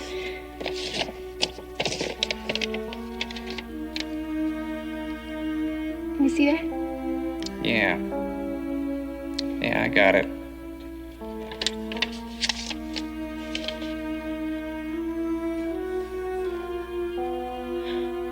Well, I guess I'll wait out in front for you, huh? Oh, no. You wait at that address, you understand? All right. If you want me to. Won't it be fun, honey? Just the 3 of us. It's her. That's the woman that took Heather. Heather's own natural mother is the kidnapper? How would you know where to find Heather? Mr. Ross? I'm afraid that's something you'll have to ask the adoption agency. I'm afraid that's something the adoption agency can't tell, but I think you can. Dennis, if you know anything at all about this, you better tell us now. Look, Mark, let's get one thing straight. Whatever I did for you and Donna. Now, I know how much you both love Heather. So, when her mother called me and said she wanted to buy back her baby or else she'd make trouble, I figured... Buy her back? What do you mean? You mean you bought Heather from her? Wait. I've already explained it to Sergeant Anderson. It was all very legitimate, with everything arranged through a proper adoption agency. Didn't I tell you that, Sergeant Anderson? You told me, but you didn't tell me how she found out where Heather was. That's something the adoption agency would never tell. Well, the day I talked to her, my files were rifled. How did she get into a locked office? It was at noon, and I was at lunch. Don't you have a secretary? Yes, and she was at lunch, too, with me. Believe me, I'm sorry about all of this. It's gotten way out of hand. Now, these two, with all their questions, what the hell are they doing for you? We've got a pretty good lead. We know where the child's natural father is. Well, yeah. Yeah, she was here just a little while ago. But she only came to say goodbye for good. Now, I think she might be heading back home by this time, back to Arkansas, because she sounded pretty homesick, Scott, you've been released this afternoon, aren't you? Well, that's right. I got 15 days off for good behavior. Look, you know that your wife is wanted for murder and kidnapping. Now, if you plan to meet her, if you get caught with her, you're going to end up right back here in the slammer. You know that, don't you? Oh, I know. Hell, I don't want no more part of this roach palace. Now, why would I want to take a chance like that? Just to see someone who don't particularly want to see me, huh? $10,000 could be a reason. The reward money for the return of the kidnapped baby. Well, that's not reason enough for me.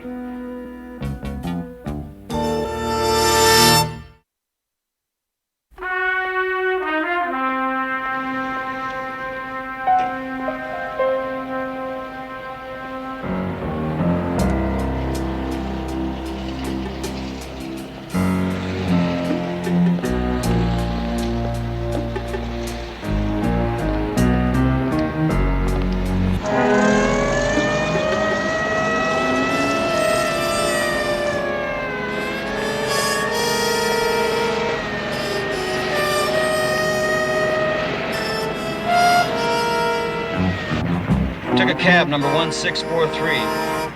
Heading south on Commerce toward Melrose. Doesn't look like he suspects anything. We're now at Melrose. There he is. 1643. We spotted him. See you too.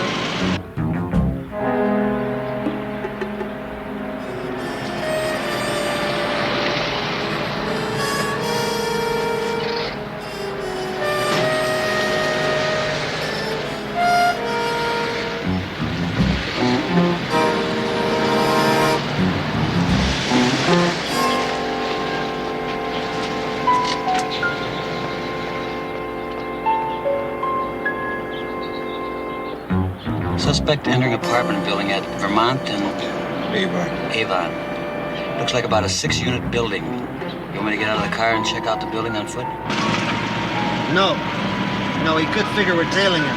His wife might be someplace else. Just hold tight. Well, I sure did miss you, little Mary Ann. Sailing out there on that ocean. Hey, I'd sure miss little Jenny, too, if I'd gone for a while. And me? You'd miss me? Sure. Not as much. But sure. Well, darling, I think we should get going, huh? Okay. Hey, what's the hurry? I mean, you're welcome to stay here.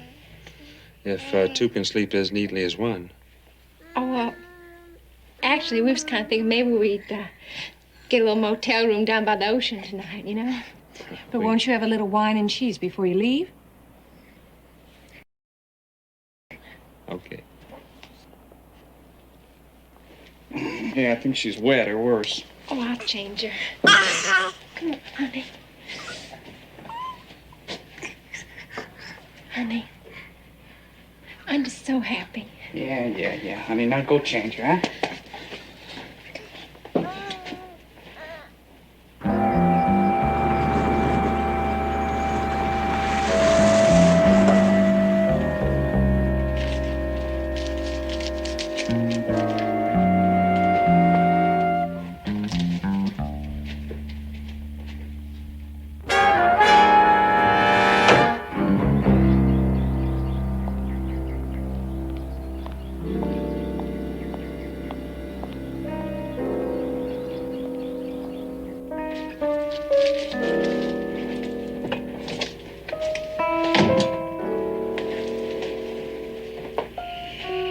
Pepper and I are gonna go around the back. You guys stay here.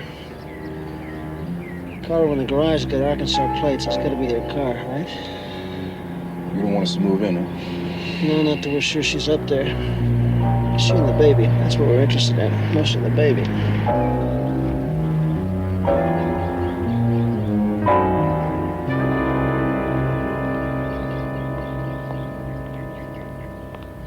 He must have followed me all the way from the ship.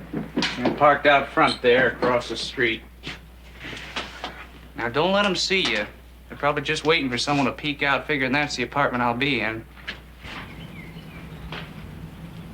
Hey, Scott. Hey, neither one's wearing a Navy uniform. Nobody does on Liberty no more.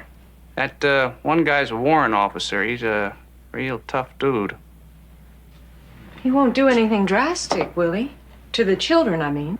Oh, no. Just me. All they want's me. And $50. Wow. Hey, I wish we had the money to help you out, Scott, but Hey, we just don't have that kind of bread. Oh, no, please. Please don't make me feel any crummier than I do already. And you two must think I'm awful, gambling away my paycheck and giving out IOUs. But I was hoping to win a little extra so I could buy something nice for Tammy and the baby, you know? Gee, I sure hate Tammy find out about my gambling on shipboard. I promised her I wouldn't. And believe me, I learned my lesson. Oh, well, hey, why don't you just go down there, Scott? Reason with them. Tell them you'll pay them later. Oh, no. Those two guys won't listen to reason. But I got me sort of an idea. Well, they're out. They're now entering the Arkansas plates. Give us a second to get out of the alley and we'll take them.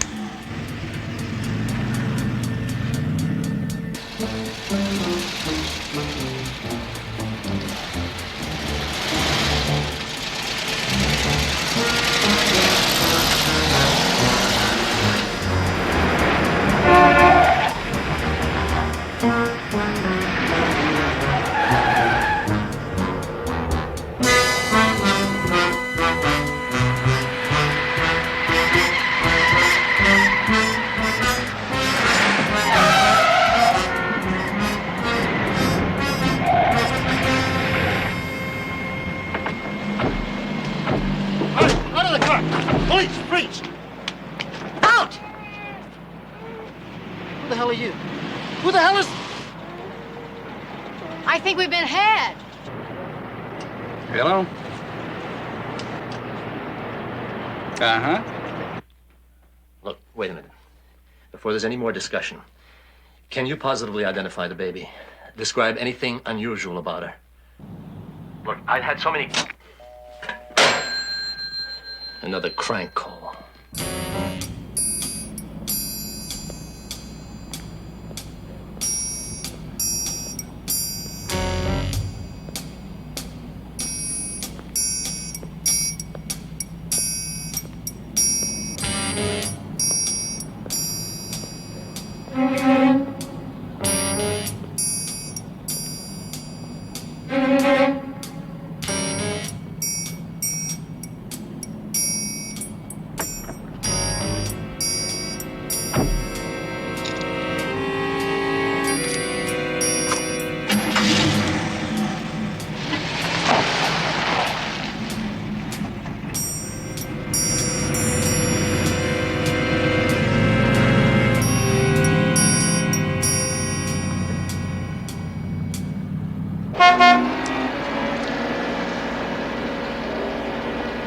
Hey, where'd you get the car?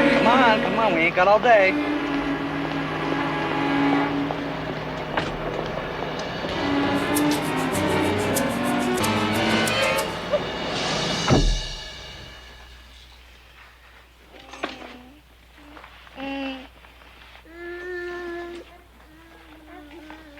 All right, now how well do you know the Swansons? We don't know him at all. We don't. What do you mean you don't? We only met them yesterday. Then why are you wearing his jacket and hat?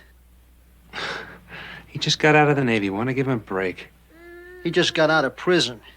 What is that nice little girl doing with a man like that? That nice little girl is suspected of murder. Honey, Huh? we're heading for the beach? Nope. No. No, I thought, well, how does San Francisco strike you, huh? Honest? Uh-huh. San Francisco? Oh, wow. That strikes me just fine. I ain't never been to San Francisco. Oh. Oh.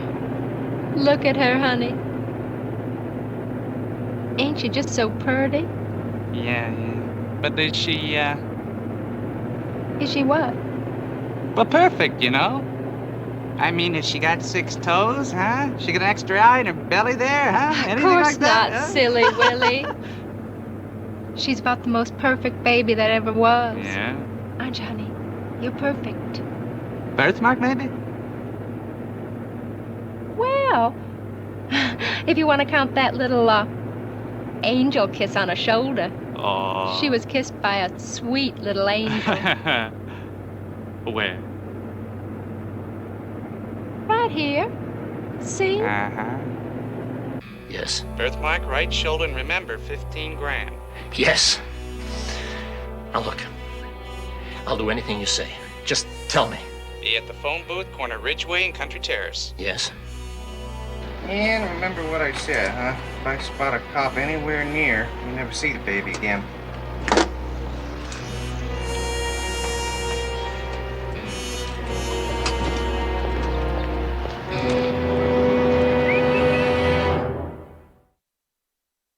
I still think you should tell Pepper. No, he said no police. Mark, how can you trust a man like that? I couldn't.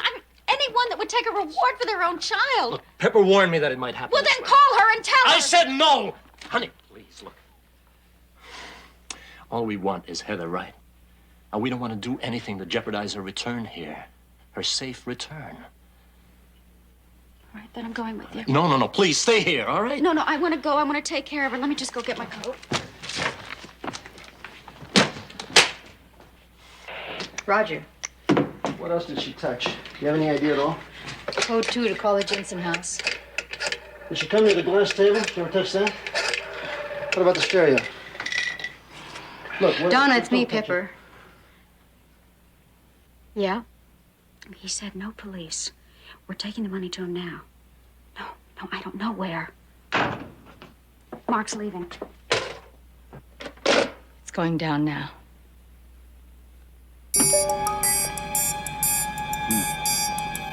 Stay with him, guys. We're en route. Keep us posted along the way. Yeah, I hear you, Pep. Stick like glue.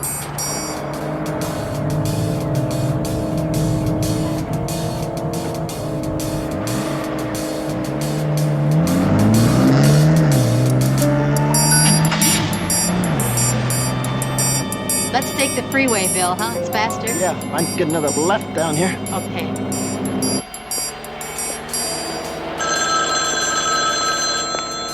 Hello, this is Mark Jensen. Okay, you got those directions clear now? Read them back. Okay. Okay. And no cops now. Otherwise, you know. No, I swear to you, I didn't call the police.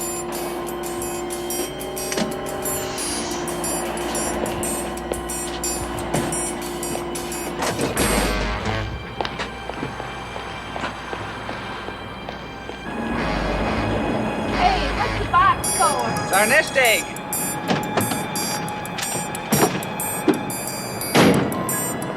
Just don't you bother your pretty little head none. We're less than a mile from you now. ETA about 5 minutes. They're heading toward the park. Roger.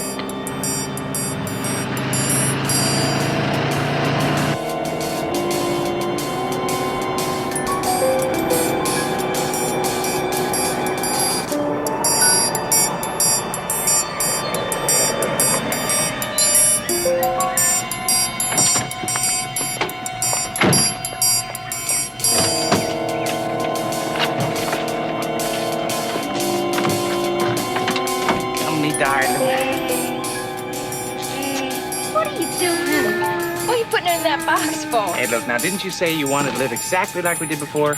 Everything the same? Exactly? Yeah. Well, now, exactly means only two of us.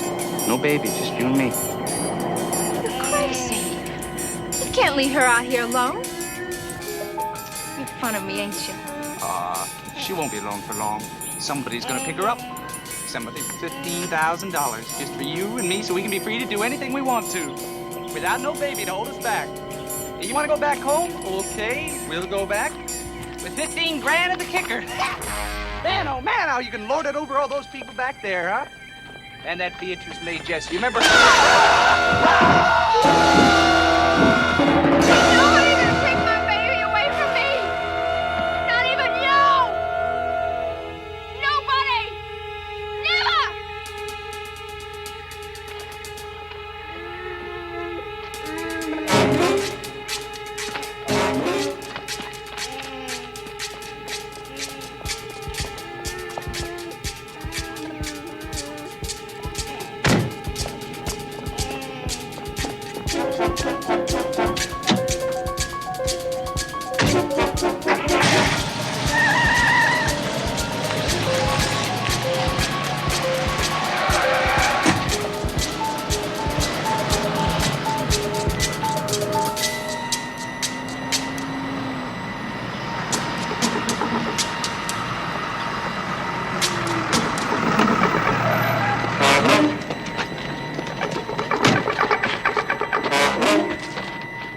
Oh, dear God.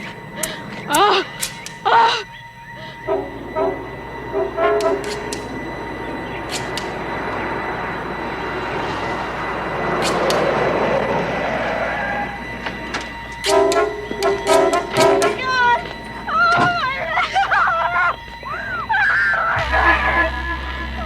Please. Oh, my What God. happened? Down there.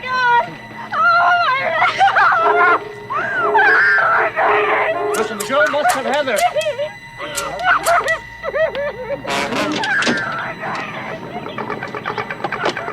12-52 to 12-50. Go.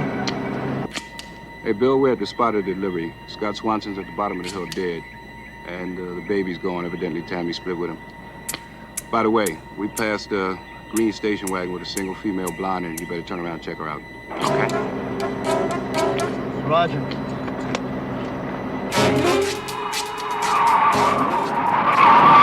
That's her.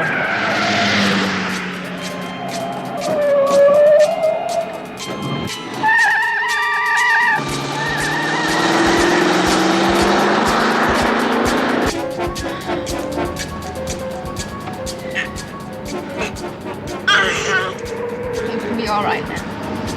Don't you fret none. Mom will take care of you. Nobody's ever gonna take you away from me again.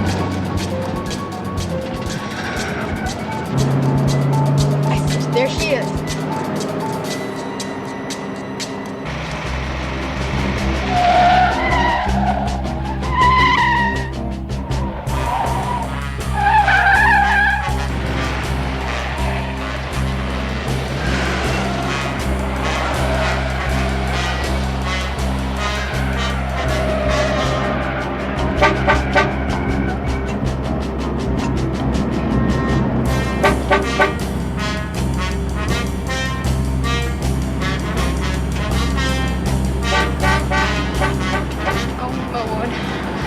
Oh, Lordy, there's somebody after us now.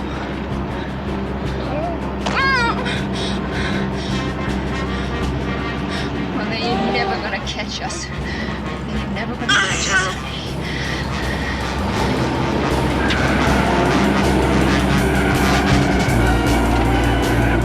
Bill, you better back off. I know this road.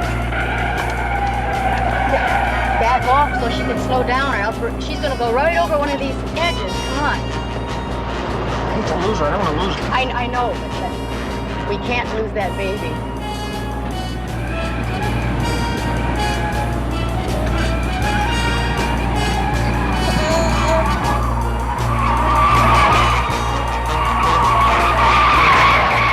Bill, take that trail. It's a shortcut. I used to ride here, and this takes us to the other side of the mountain.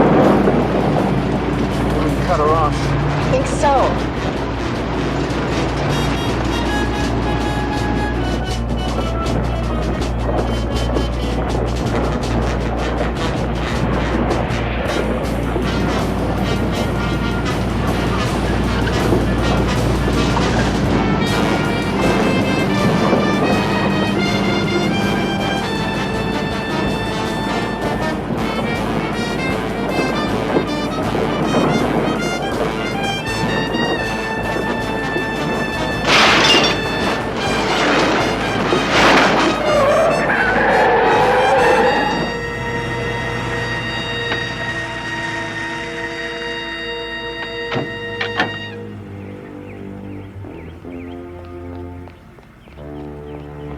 Oh, thank you. Our car won't start. Would you give me a lift to the nearest gas station? Yeah. Get on in. Oh, a baby. I just love babies. Could I hold her? Okay. Careful now. Oh. Her name's Mary Ann. Mary Ann. Yeah. Ain't she cute? I think she looks more like my husband. You think she looks like me? 12-50 to 52. Come in 52. Go ahead, 12-50. Tell the Jensens they can relax. We have the girl. The baby's safe. Roger.